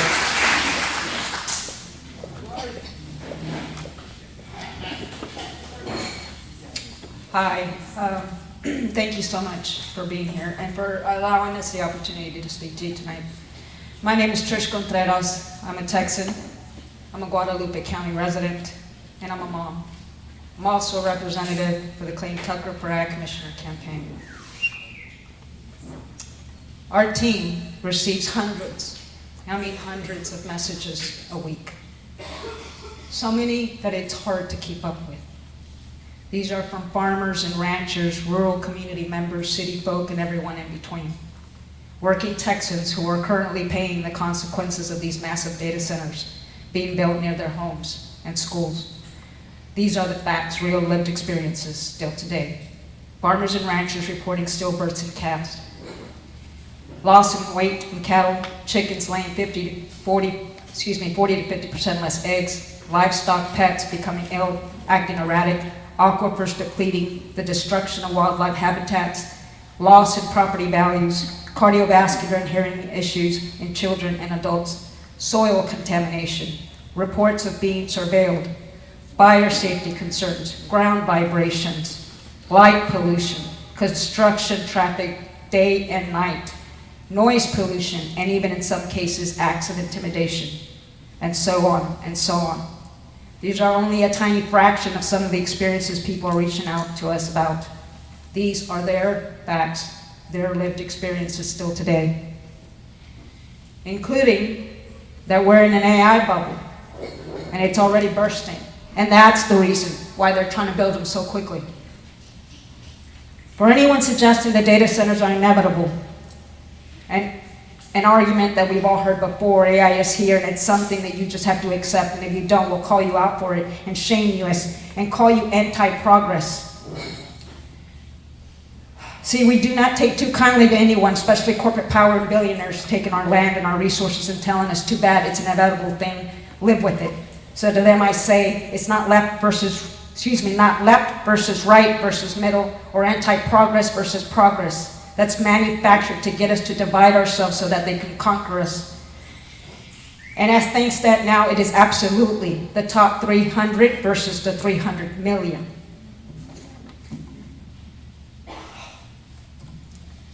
So we show up, we listen up, we do the research, and we share that research with one another, especially when we're being lied to. We don't intend to back down. We will organize, because only organized people can beat organized money. We will build those coalitions, so we'll keep showing up, demanding full transparency to safeguard our food, our water, and our land. Thank you very much. Thank you.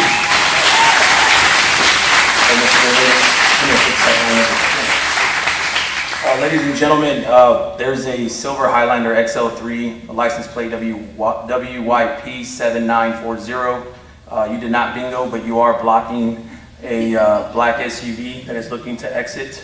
So if that belongs to you, can you please rearrange your vehicle so that way somebody can get out? Thank you.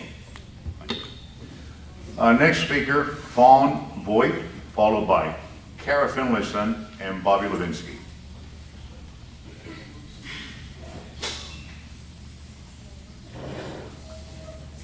I will be brief.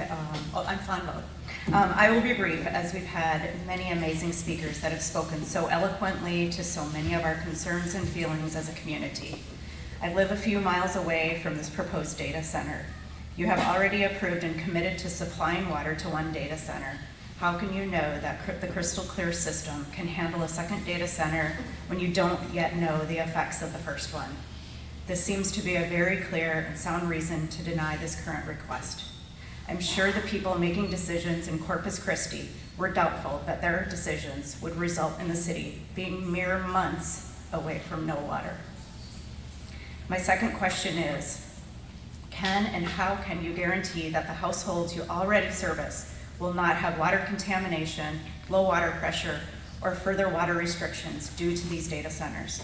And if you can guarantee that, why have we had to have water restrictions at times in the past when we apparently have such a surplus of water that we can supply to data centers? I ask you to have integrity to do what is right and vote no against this data center, because you truly are our last line of defense. Thank you.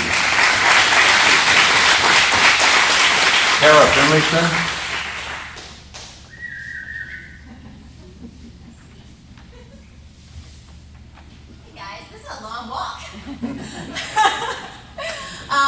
Hi again. Oh my gosh. I loved your bingo joke. That was really good. Sorry, no one laughed. So I am a mother of three. I'm a Guadalupe County resident. I am a permaculture gardener of 3/4 of an acre.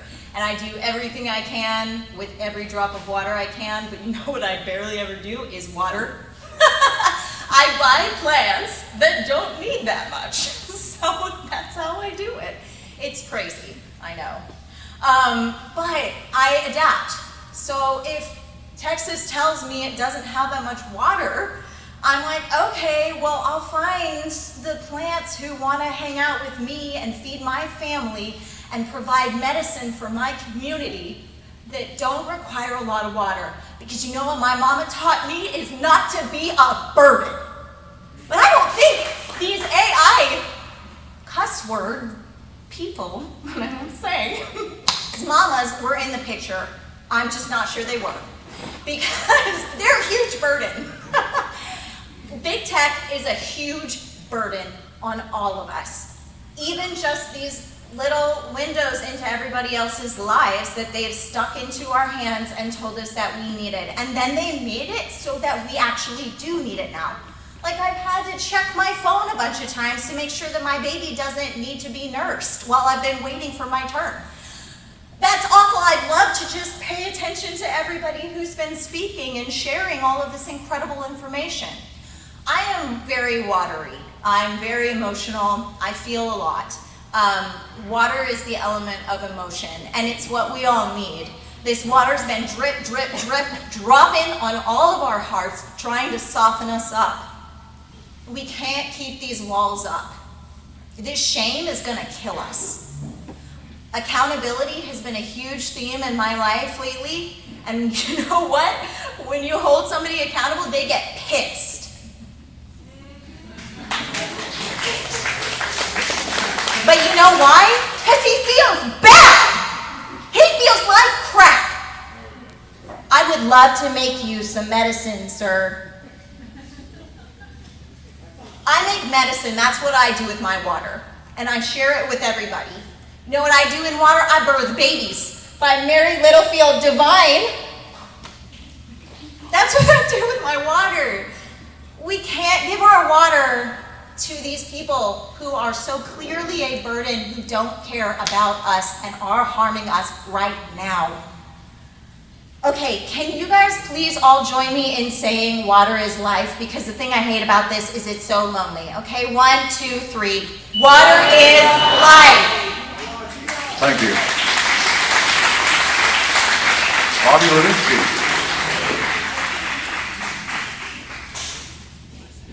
Thank you, board members. Bobby Levinsky. I'm the senior staff attorney for the Save Springs Alliance. It's down. Can you hear me now? All right. Bobby Levinsky. I'm the senior staff attorney for the Save Springs Alliance. And for full disclosure, I am the attorney that filed the suit against Cloudburst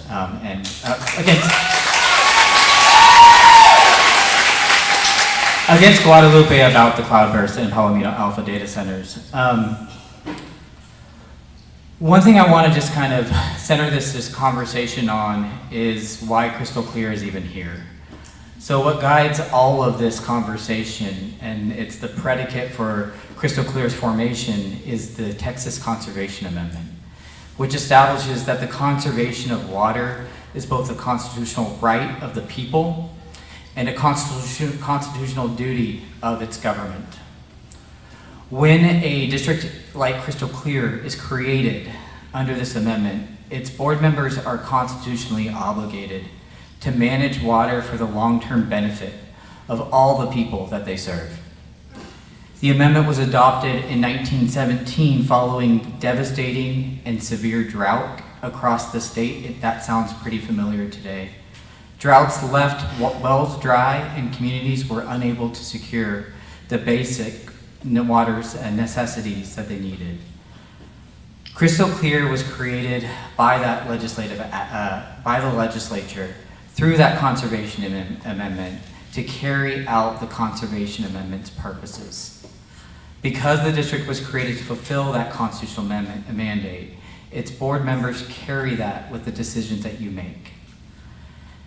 And then when you think about why this district was created, it was created as a residential and agricultural district to supply water to residents and agricultural uses. When a single user, that's an industrial use, asks for 1/3 of the metered supplies of the district, I think it should at least give us pause. And I encourage you to look at your rules and your regulations and use your rules and regulations to the fullest ability that you can to deny or at least approve a very, very, very smaller version of this requested service. What's before you is way too much. Data centers are not inherently evil, maybe, but what's the real problem here is how big they are and how much water they're asking to use from our available supplies. If this were a 1 to 5 megawatt data center like back what we use right now to stream Netflix and to chat on our phones, I don't think we'd be here having this conversation. The issue, it's the massive amount of water that's being asked for. Please, consider your options. Thank you, sir. Nikki Lake, followed by Saunders Drucker and Bryce Krause.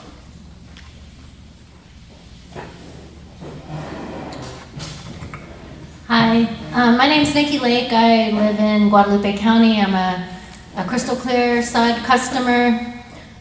Very, very disappointed that we're here at this stage. The last time I spoke was when we were trying to get you to go to stage 4 drought restrictions. And the reasoning behind not going to that was that we didn't get all our water from right here. We truck it in, right? We pipe it in from other places that are also have limited water sources, right? You guys are here to serve us as a community. We are your community. You're representing us. You're supposed to have a positive influence on us, and already hazardous conditions have been created by allowing very non-transparent usage of cloudburst. They weren't transparent in what their water usage would be in terms of the cooling factor. And this is the same, the Palomino Alpha, but maybe even worse, right? We know there's a lot of backroom conversations that have happened. So there is a big trust issue between your community, all these people in this room, maybe minus like 2, and you guys. So, please show us that we can trust you and that you have our best interest at heart. Mostly everybody has talked about a lot of these issues, but one of them that really stands out is water and heat. These data centers are going to create a lot more heat. People have mentioned they'll also create a lot more impervious cover, and that's going to exacerbate our problem already. We're already in water distress. It's not going to get better. Not anti-progress, but we need to focus that on the people and not industrial uses that don't have our best interests at heart. Concentrating the wealth of this county into these few hands that are just going to make themselves richer. We need to try to look out for each other. If you do, the right thing here, you're going to have your community behind you. I know there's a lot of pressure for you to do this by people with a lot of money and a lot of power, but this room is full of a lot of people with a lot of power and things that are way more valuable than money. I live in between both of these, so I'm going to be like in the corner surrounded by both of these data centers. We've talked about the noise pollution, the air pollution, all of those factors that are going to happen, but also the water pollution is a big concern. Fire is a big concern. Water to put out those fires is a big concern. I feel like, even if you don't know what you want to do yet, then postpone this decision until we have time for better transparency. Thank you. Thank you. Tucker.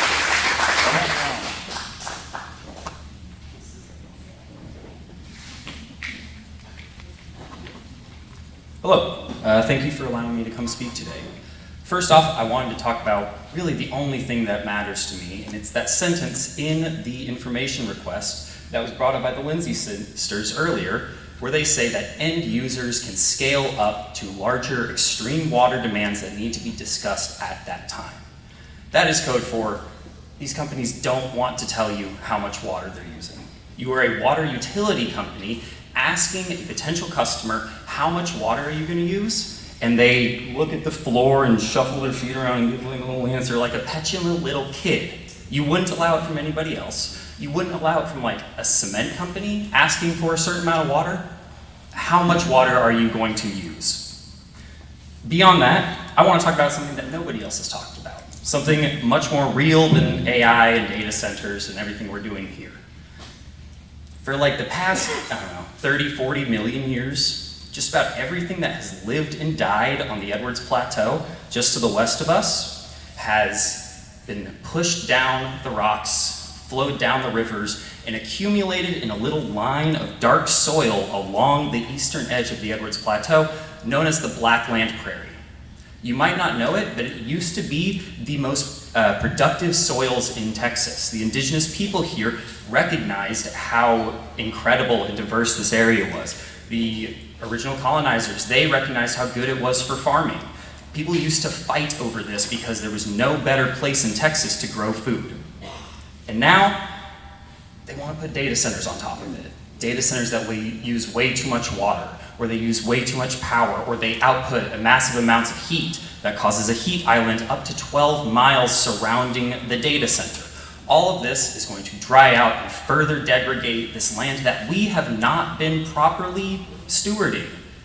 We are already degrading it. People give Data Center Action Coalition, sometimes they get hard on us for like, oh, what about like golf courses and housing and stuff?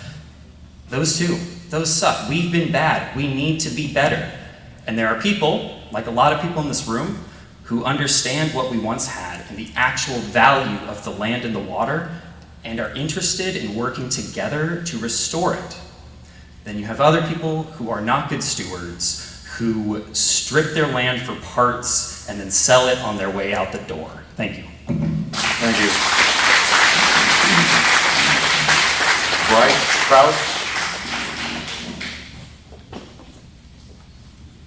I'm Bryce Krause from New Braunfels, here to support my neighbors in Seguin and stand in opposition to the data centers. Thank you. Thank you. Melissa Galvan. Melissa Galvan. Melissa? Noah Ryan Turner. Noah Ryan Turner. Nicole Thorne.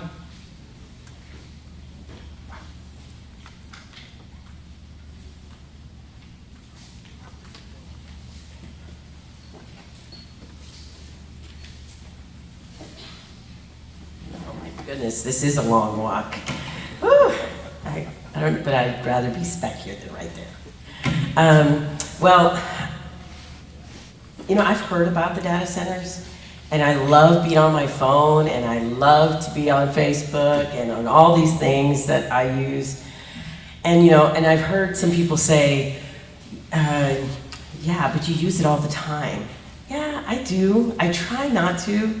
You know, I know my leaders at church say, you know, try to stay off of it for a week, see how you feel. You know, and I kind of feel like for the past, let me see, I've lived on, my grandfather bought the ranch about, I think my aunt's here for the first time, and so am I, so I'm a little nervous. But she's lived on the property for more than I have. But for the past 20 years that I've been there, I couldn't even afford the meter. Okay, I couldn't even afford it. I live right down, I see y'all every day. I see our trucks pass by my house every day. I love crystal clear water. And it took me 6 years of taking a bath outside. I hope y'all didn't see us. But it took us 6 years to get a water meter put on our farm. And I live on a farm that they say it's a compound because I have all my family, from my aunts to my dad to my, you know, cousins, and everybody living there. But it's home. That is home to us. And I've never been, I don't really know this man.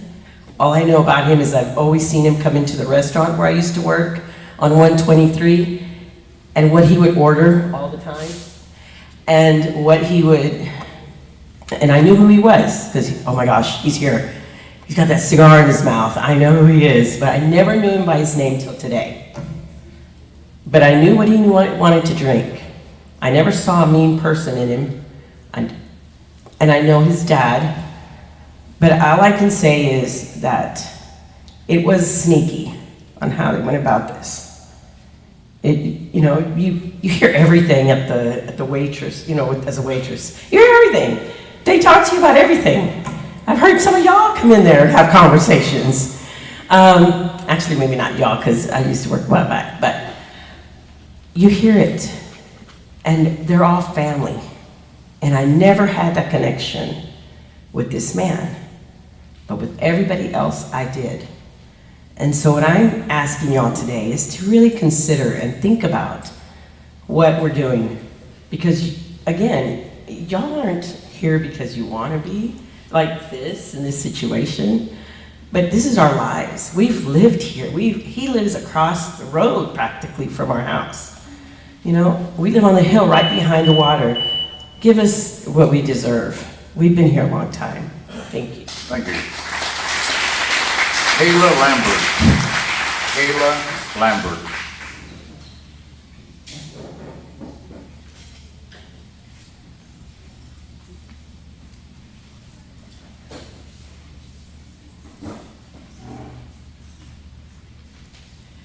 Hello there, I'm Kayla Lambert. Thanks for hearing all of us speak. I don't want to beat a dead horse. Most of my notes had all of these things these great people already addressed. You know, exacerbating all of those seems kind of pointless. I want to know if there's any kind of testing that they've shown you, or regulations that you have, or penalties that you have if they break thresholds. Yeah, learning and growing is like what life is about, other than love. And if we can learn and grow and share this human experience, and you can walk away from here and show the rest of Central Texas that you're not going to be bullied, and give, you know, other utility some examples to go by, how amazing would that be? You would be just be, you know, Spider-Man, what did he say? If you wield great power, you have great responsibility. Please do right by us. Thank you. Thank you. All right, that concludes the list of speakers. I suggest we take a break, 10-minute break. All right, freshman break it is, 10 minutes. I don't mind. Sir, you want to close the session? You did? Yeah. Just got to close the session. Okay, we're going to close the session for the time being. Time is 8:28. Time is 8:28.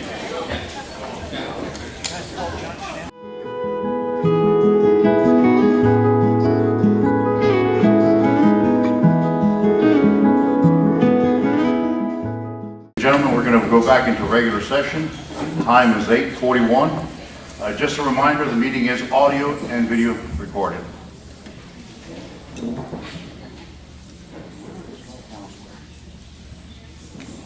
All right, moving on to item 4 on the agenda, consent agenda. Do I have a motion to approve the consent agenda as presented? Director Grant, do you have a question? Yeah. Use your mic, man.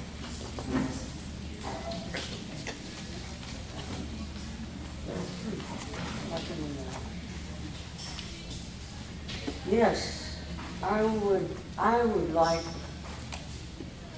because of the time, to remove F1 and 2 from the consent agenda for tonight and take it up at a later date. That's F1 and 2? Yes. Until we have time to research it more. Okay, so the rest of the consent agenda would be approved. Am I understanding correctly? Okay. Does a motion need to be made for that, Councilor? I would suggest that after we close public comment, that there be a vote to table the Oh goodness, that's right. My apologies. There was 2 people I overlooked in the public comment section. My apologies on that. Okay, so we have Allie Knoll and John Shanahan. Allie Knoll and John Shanahan. Mr. Chairman, I decline to speak at this time. I'll hold my comments for the item on the last part of the agenda. Okay, which item on the agenda, sir? It's item 5F. Very well. Thank you, sir.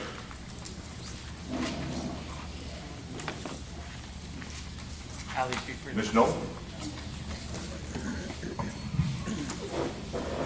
Hi, my name is Allie Knoll, and I am 15 years old.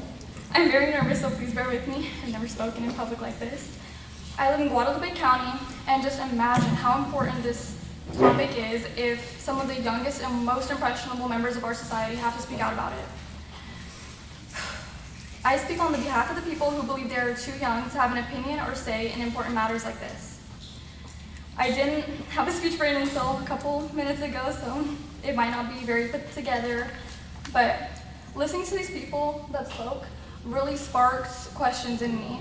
I heard them all talk about how on a daily average, like a minimum, 500,000 gallons of water are gonna be used, minimum, daily. So I took it upon myself to research the amount of water the average person uses yearly, that comes to 29,000 to 365,000 gallons of water one person uses yearly. These data centers want 500,000 gallons daily, minimum. We are already in a drought and have limited water to use, so why are we giving people that aren't a part of our community the water that we need?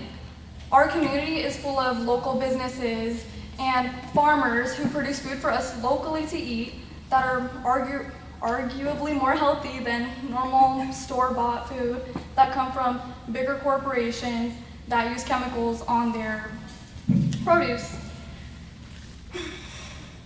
So how does allowing the data center all this water benefit us? Because I know how it benefits them. It puts money into their pockets while it empties ours. So many jobs are going to be lost. It's taking our farmers out of business. It's killing their livestock. It's killing wildlife every day, not just in Guadalupe County, all over the world where they have all these data centers. And when you look around at the faces of these people, majority are here because they're against it. And I know some people spoke because they were with it, but this doesn't apply to them. All of these people that spoke out are obviously very passionate about it, like that lady in the green dress. I don't think she's in here, but she did very amazing. For the sake of our community, please choose us, because it's your community too. You guys are also part of it. So not only would it be negatively impacting us, it's also negatively impacting all of you and your children and your grandchildren and their children. Thank you. Thank you. Another name I overlooked, Diego Molina. Diego Molina.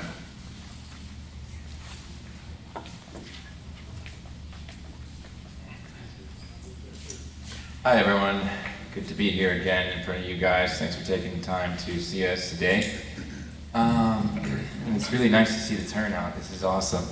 I know a lot of you have a lot of things to do in your life, so being here shows a lot. Neighbors, this is not a matter of improving our economy. The US already leads the world for the most data centers. With over 5,400, that's almost twice as much as the other top 9 nations combined. We're talking about China. They only have 350 for 4 times as much of a population. This isn't a matter of improving our local economy. Since when did billionaires give a rat's about us? Like, seriously. They're just gonna feed us lies and put in the fine print all this space so they can take more of our water in the future through closed deals behind doors that we don't get to be in. We have already seen this evidence with Mr. Kutcher, Judge Kutcher and his father, who have a combined 186 acres under contract with Palomino Alpha for sale. And while he sat as our county judge, he personally edited the very development agreement that governs that land. This is not an oversight. This is local government code's conflict of interest law, chapter 171, and he violated that. That is a law that he violated, the judge, okay? Then he sat in the closed-door executive session where the tax abatement and development deals were planned. He only recused himself from public votes after the real decisions were already made behind closed doors. That's a violation of the Opens Meetings Act, section 551.142 of the government code. That's again, another violation from a judge. Vote of absence means nothing when you're pulling strings from the back, from behind closed doors. And it gets worse. Emails reveal that he coached the developer on how to work our commissioners. He arranged private calls, and who knows what else. Emails, we don't know everything that had happened behind closed doors. Chapter 39 of the Penal Code, and it can be treated as bribery. Under chapter 36, we can count this as bribery, all right? There's a lawsuit already going on with Mr. Kutcher. I don't know why you guys want to put your name on that guy over there. That fucking Monopoly looking ass, sorry, pardon me. Hanna-Barbera, Scooby-Doo villain looking ass. But wait, guys, look, listen. I'm not here to lose it, okay? I'm trying to keep my composure. But the Crystal Clear Special Utility District wants to secure 500,000 gallons of water for this project. utility that holds, okay, hold on. The judge has no jurisdiction in this utility. He's no expert. He's meandering in things that do not regard him other than his land that he's selling. So if that's not a conflict of interest, I don't know what is.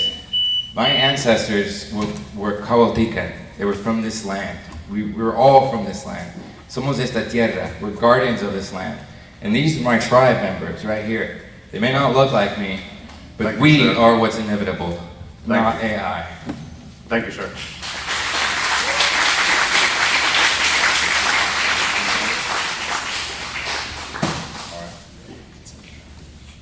Okay, moving back to consent agenda item. Director Trent, you're proposing that we approve the consent agenda item as presented with the exception of 5F1? F1 and 2. 4, sir. 5F1 and 4. No, it's going to be 4F1 and 4F2, if I understood Ms. Tran correctly. So Okay, it kind of starts. 4F1 and 4F2. Yes, sir. So it was B, Section B statements, private fire hydrant, and then Section C definitions, developer. Those are the 2 items that Ms. Tran was referencing. Did I get that correct, Ms. Tran? Yes. All right, very well. Do I have a motion to approve the consent agenda as presented, excluding items F1 and 2? I would like to move that we approve the consent agenda with the exception of 4F1 and 2. Do I have a second? I second it. Any comments, discussion? All those in favor? Aye. Opposed?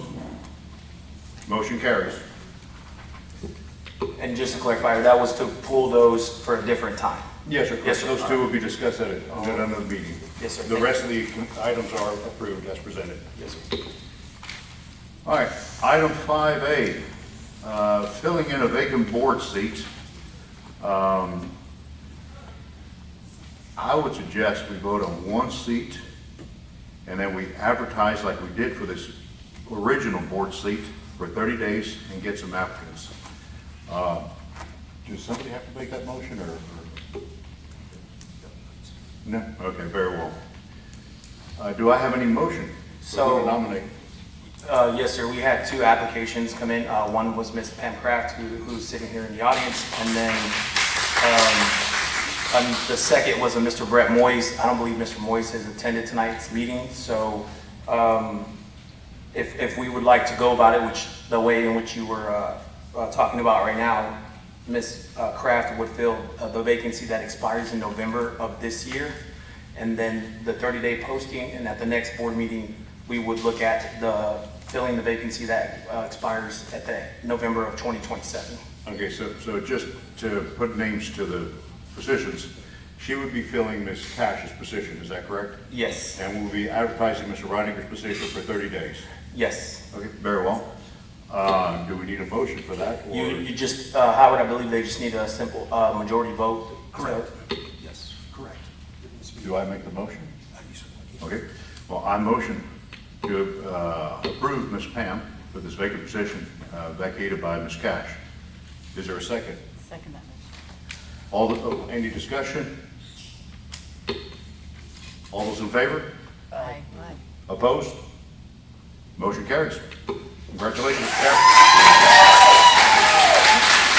Come on down, Ms. Kraft, you have bingo.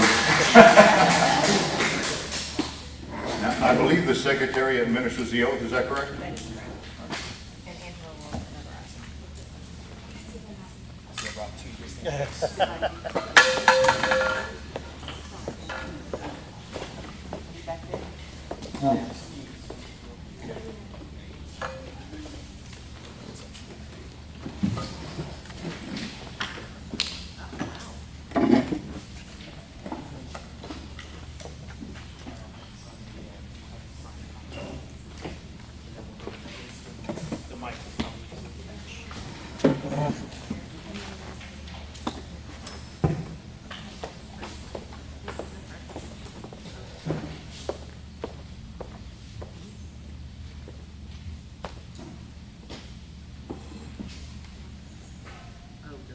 And while they're working on that, just so everyone knows, we did post on July 17th that's open for 1 month for the upcoming election this November for 2 positions.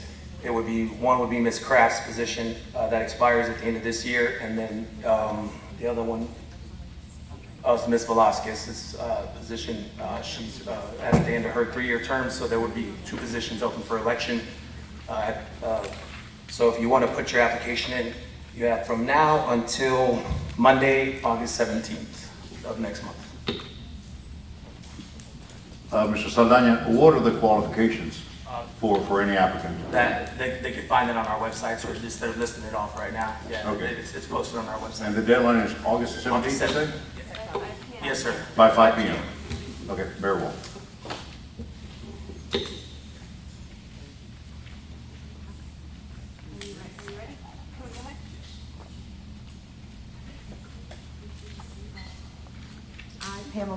I, Pamela Kraft, do solemnly swear that I have not directly or indirectly paid, offered, promised to pay, contributed, or promised to contribute any money or thing of value, or promised any public office or employment for the giving or withholding of a vote at the election at which I was elected, or as a reward to secure my appointment or confirmation, whichever the case may be, so help me God.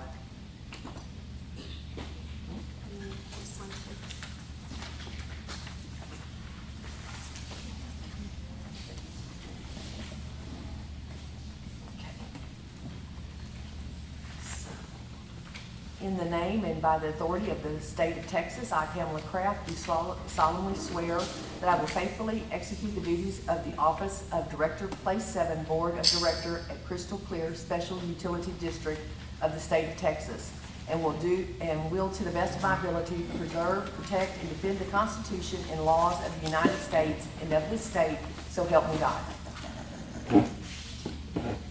Congratulations. Congratulations, Mr. Kraft.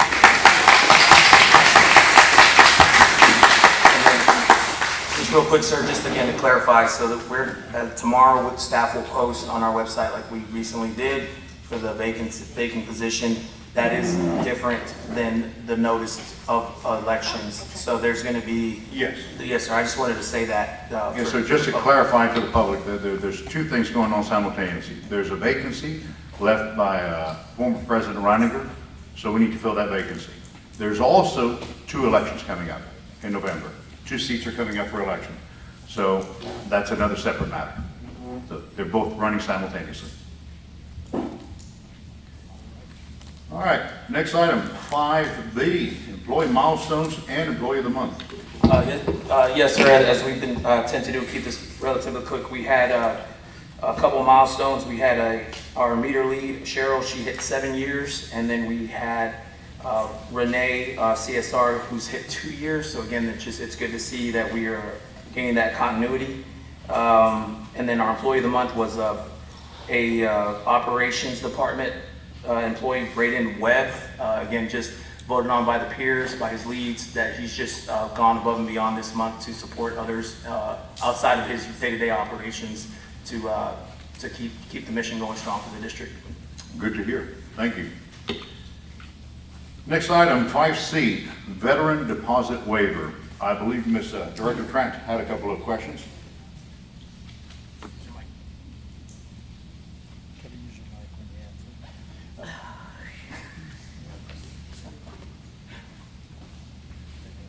I just was wondering how many veterans are that Crystal Clear serves, and how many veterans have left us with, and nothing against veterans, left the district without paying their bills. I mean, I'm just wondering how much money is this going to affect us? Ms. Dickerman, do we have any data on that? What we have is for our neighboring SUDs. We don't know because we've never tracked veteran status, but for neighboring SUDs that we looked into, it's about 6% of their population. So I would, put that as ours. Probably would be the same, because same communities. I do not know of the ones that have left and didn't pay. I don't, because again, we don't track it, so we don't have any way to get that data. Well, we do track, Angela, I don't know if you want to talk about how it's monitored in their license, you know, if they leave without paying and we put on the system. So even if they were veteran, but they have a history of non-payment or of leaving a rental unit without paying, then that would apply to them. Right, it stops, the system will stop us, it would pulls in any accounts they have with that driver's license number, and so we would be able to see if they had any bad debt with us before allowing that option for sure. And we could track it moving forward. What would the deposit amount be? Is it 400 or 300, or what are we looking at? It would depend. It would depend on whether it's if they're a tenant or an owner, sir. So Okay, it would just be so between situational. 300 and 400? Yes, sir. Okay, and we're guesstimating 6%. That's just rough data that we've had outside. Again, the intent isn't, I think Jennifer said this last time, it wasn't to, we're not going to sit out there and advertise it, but you know, if the CSRs are noticing that there's a veteran status on their driver's license or something along those lines, again, it doesn't have to be, again, we don't have very many of them, but active duty, I would put that in there as well. So like active duty and veterans are the two things that I think staff had brought up last time. First responders was also thrown out there, but again, it's just whatever the board feels comfortable with. Again, we can start with active duty and veterans and see what that looks like, gain some data on what that percentage is, and then provide that feedback back to the board. Is this just moving forward? No, we're not going back. What we found, again, from those neighboring SUDs is they, like Michael said, they didn't announce it, but if someone called in and said, I'm a veteran, I'm an active duty, then we would do it. So it would go retro.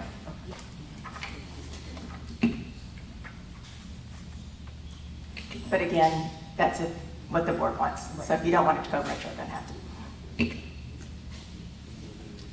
Director Roscoe? I move that we approve the waiver for the Veterans and active $400 duty? for of course. Is there a second? I second. Any discussion? Real quick, sir, did you say going forward, or did you say with the ability to retro as well? I just wasn't sure. Just retro if they call in. Yes, sir, okay. Yep. Any discussion? All those in favor? Aye. Aye. Aye. All those opposed? Motion carries.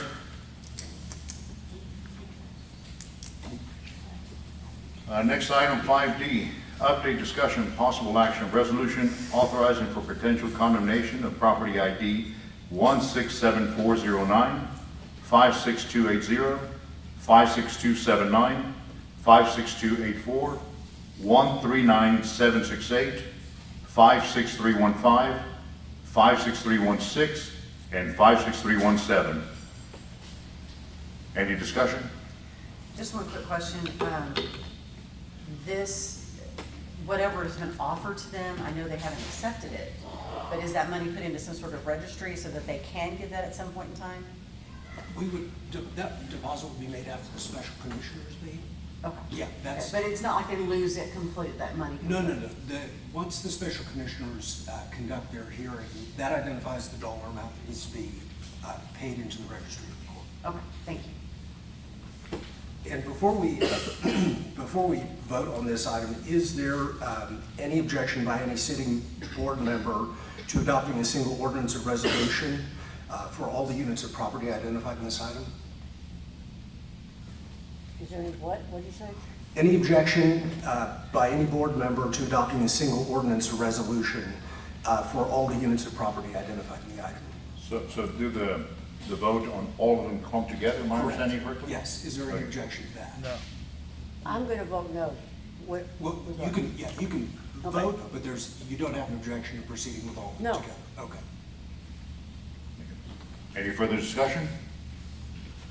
Yes, I have one. Sure. I would like to move that Crystal Clear SUD authorize the use of the power of eminent domain to acquire the land described in Exhibit 2 to Resolution being Property ID 167409, 56279, 56284, 139768, 56315, 56316, 56317 for the purpose of constructing a water line.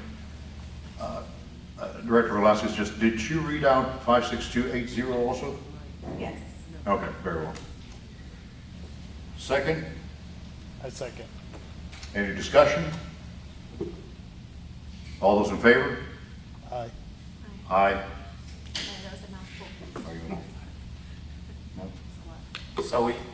So what do we have? Let's do a roll call.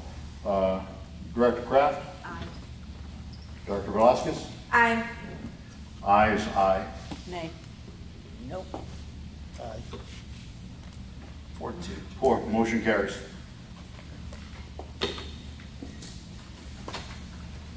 Next item on the agenda, item 5E, request for qualifications for additional counsel. And this is to bring an additional law firm or law firms in addition to our current law firm to deal with large water users, among other things. I myself am in favor of this, but I don't know if any board member has any questions. At this point, are we just gonna put out feelers for? Correct. Okay. Yeah, we're going to advertise it and have them send in their qualifications. How long are we going to advertise for? I suppose it would depend on replies. How many replies and who replies, and if we, I think we need to give it a timeline. 90 days? I think that works, yep. Director Roscoe, 90 days works? I think so. Director Pratt? I think that puts us Correct. right, Powers? yeah, right at the next by-elections and everything like that, so it would be a fresh, for sure. Very well. Is there a motion? We don't need a motion? You don't need a motion Okay. for Very well. qualifications. All We just right, go- excellent. You just direct the staff. All right, next item, 5F, update discussion on water, non-standard service agreement, Palomino Alpha. Sir, we did have two public that wish to speak on this item, so. Yes, correct. I believe we have Matt Lassar wanted to speak on this item. Certainly.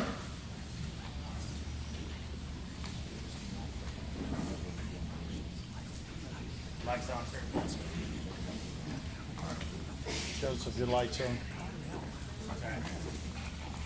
Turn your light off, Joseph. Good evening. Thank you for giving me the time to speak on our agenda item. I'm just here to say we followed the district's application procedures. We were told there was available water.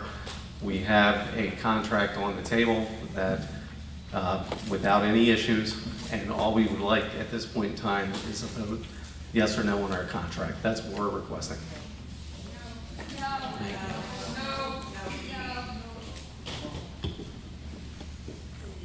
John Shanahan?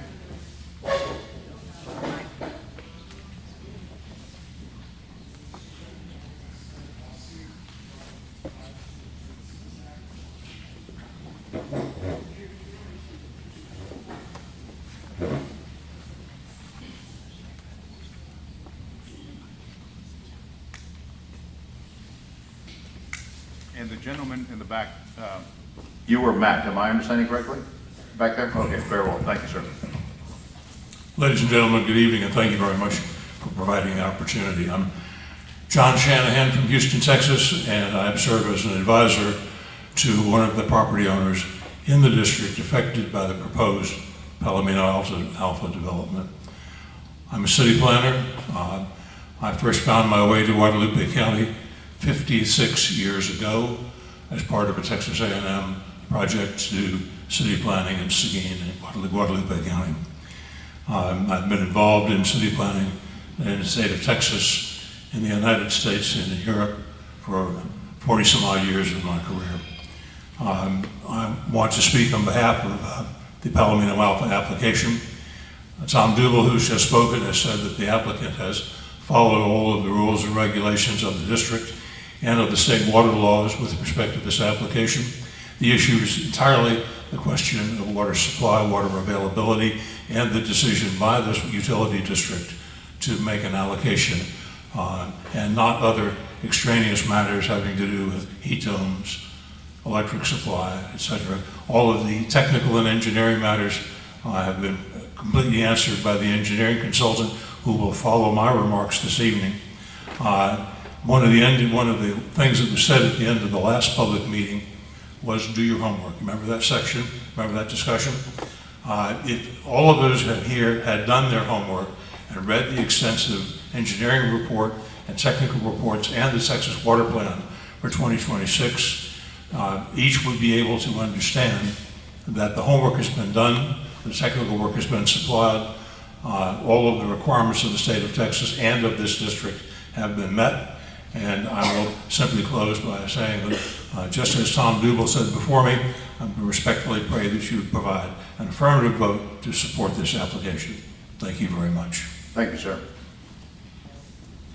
Matt Lassar?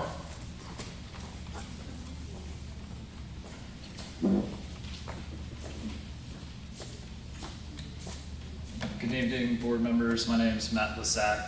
Sorry for the penmanship. Not much more to add here that John didn't just originally say. My role in the project is one of the design consultants for Palomino Alpha and have been a part of the application process for the agreement that is being discussed tonight. That process started back in October of 2024 and has brought us all the way up to today. Through the more than year plus 16-month process, there have been 4 separate feasibility studies that were provided by Crystal Clear's engineer, M&S Engineering, that confirmed both availability and a path forward to upgrading infrastructure should an agreement be settled. So just wanted to speak to that those processes, as far as we understand them, have been executed to the degree that Crystal Clear expects, and just hoping to, as John mentioned, get a yes or no vote so that we can move things forward. Thank you. Thank you, sir. Thank you. Okay, perhaps there was a bit of a misunderstanding, but we're discussing the agreement. We're not voting on the agreement tonight. It is simply a discussion on the agreement. So you might have the impression we're going to vote on it, but it was just a matter of discussion today. Do any directors have any questions regarding the Palomino Alpha agreement? Joseph, I signed up to speak on this. I signed up to speak too.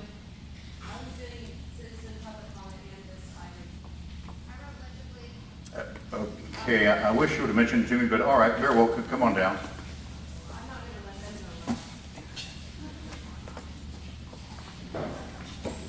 If there's anybody else that wishes to speak on this agenda item, please line up.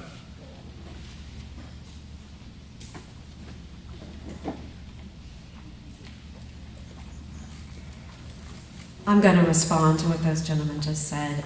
First of all, I don't think that y'all have read the rules and regulations because they can't vote on this. It has to be 90 days. So August would be the soonest that they would vote. And boo-hoo, you had to do a water feasibility study. Yes, because they're only good for 90 days, and you've been working a couple of years at this, okay? You got your tax abatements. You're not going to get your water. Crystal Clear can refuse your service. It's in their rules and regs, okay? And I hope you spent a lot of money, and I hope it goes down the drain. You are not getting this water, period.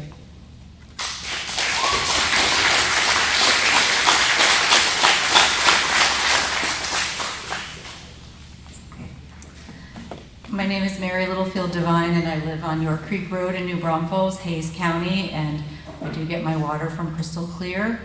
I've been part of the Data Center Action Coalition since its inception and showed up at the very first public protest in front of the proposed cloudburst right on Francis Harris Road within a couple miles of my home. Having stood by and taken part in a 2-year process to fight the Cyrus 1 proposed data center on Francis Harris Road near the power plant, I got to observe firsthand a lot of the tactics that are used by the prospective developers. And one of them is to say, we're following the rules, but leaving it intentionally vague and not making it clear what they're actually doing. So what we found in San Marcos when a community meeting was held before the first city council vote on the proposed data center that was Cyrus One, we had representatives from Cyrus One come and meet with us as a community and answer our questions. And what we found is that they could not answer our questions, or they lied to us. And that's a precedent that we're seeing here tonight as well with Dan, who pushed his way to the front and basically said that there are no risks associated with data centers. So that's a lie. We've been hearing a lot of information tonight about the actual risks of data centers to health and mental health, to the environment, to agriculture, to the community. So I think when we hear that someone is following the rules, and we also hear that there's a lawsuit related to water disposition in Guadalupe County or tax abatements, I think there needs to be more time, because when things are rushed, it increases the risk of ethical blindness. And also when things are intentionally left vague, that also increases the risk of ethical blindness. So I have served as a mentor on the international Coursera platform, through the University of Lucerne unethical decision-making in organizations course. And I'm familiar with some of these tactics in terms of how people will come in and speak in a certain way and show dominance or manipulate or gaslight. And everyone who wants to stay within the context of the speaker can be manipulated to make a decision that doesn't serve everyone who's outside that context. So the context is actually the community that you're serving. That includes me as a farmer with ag exemption, taking care of livestock, and the only way for me to afford and maintain my property and my property taxes is to maintain that. It doesn't behoove me to be forced out by all the damages that we've discussed and the water. Thank you. Thank you. Mr. Drucker? Hi, if I can just respond to one of the things that was said, how the engineers over there very bluntly asked you to ignore all of the other things except for the water. They asked you to ignore the heat island, the pollution, the power generations. They would love for you to only, make your mind blank to everything else that exists out there and only look at this. But those externalities, as they might call them, are very real to your jobs. Things like heat islands. What does that do? That causes increased transpiration and evaporation of the water in your utility district. The water in your utility district, yes, comes from other sources that you hope that they treat their water as well as you do, but also it has to do with the water that falls on this area. The water that seeps into the ground, that then waters farmers' gardens and plots for free, that then you do not have to provide. Having heat islands set up all around the area that increase it by an average of like 6 to 12 degrees for miles in around, what that's going to do is going to increase the amount of water that your constituents already demand you for, because their own personal areas, their own, the water that is stored in the soil is removed faster, and that has all these cascading things. They would love for you to ignore that, but you really can't. You have to look at it on its face, and what it is a massive water-sucking building that once they build it and turn it on, they will never let you turn it off. And once it's there, that land can never be returned to anything else. That building cannot be refunctioned into anything but more tech. Bullshit. Thank you. Thank you.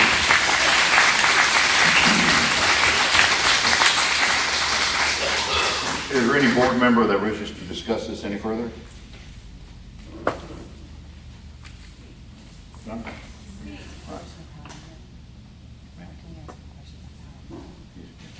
right. I do have a couple questions. And I know this was brought up by some of the members, and it's something that's been a question for me as well. And I'm asking this of Palomino. Let's just use a hypothetical. We're in stage 4, water restrictions. We can't restrict Palomino's water because they need it for cooling. So we're giving them 500,000 gallons a day. Is that going to bump us into stage 5 for our residents? That's my biggest concern, is that we have to keep y'all alive and moving. What about the residents? So can anybody from Palomino answer that? I'm sorry? Who takes priority? Humans. Yes. The data center or the community? Is there a rep from Palomino that could answer that question? Please.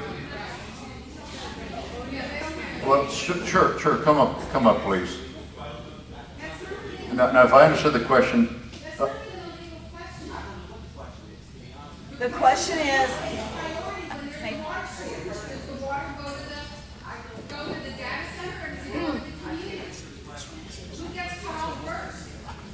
yeah, the question is about the 500,000 gallons of water daily. okay, no, the question was if residents are, and correct me if I'm wrong, if residents are asked to, if they're in stage 4, and we ask them to limit them, but Palomino still keeps consuming the original amount of water, is that going to push the customers to stage 5?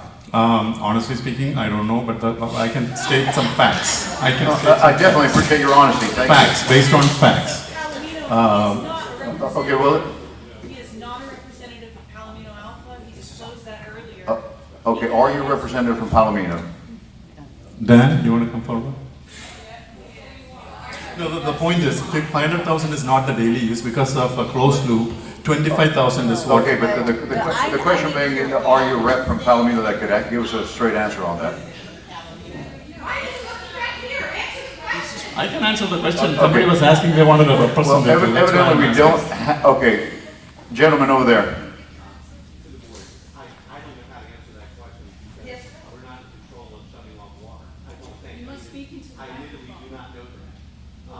Do you think you can find out by the next meeting? So what's in the contract? The implementation. Please, let's allow him to speak, please.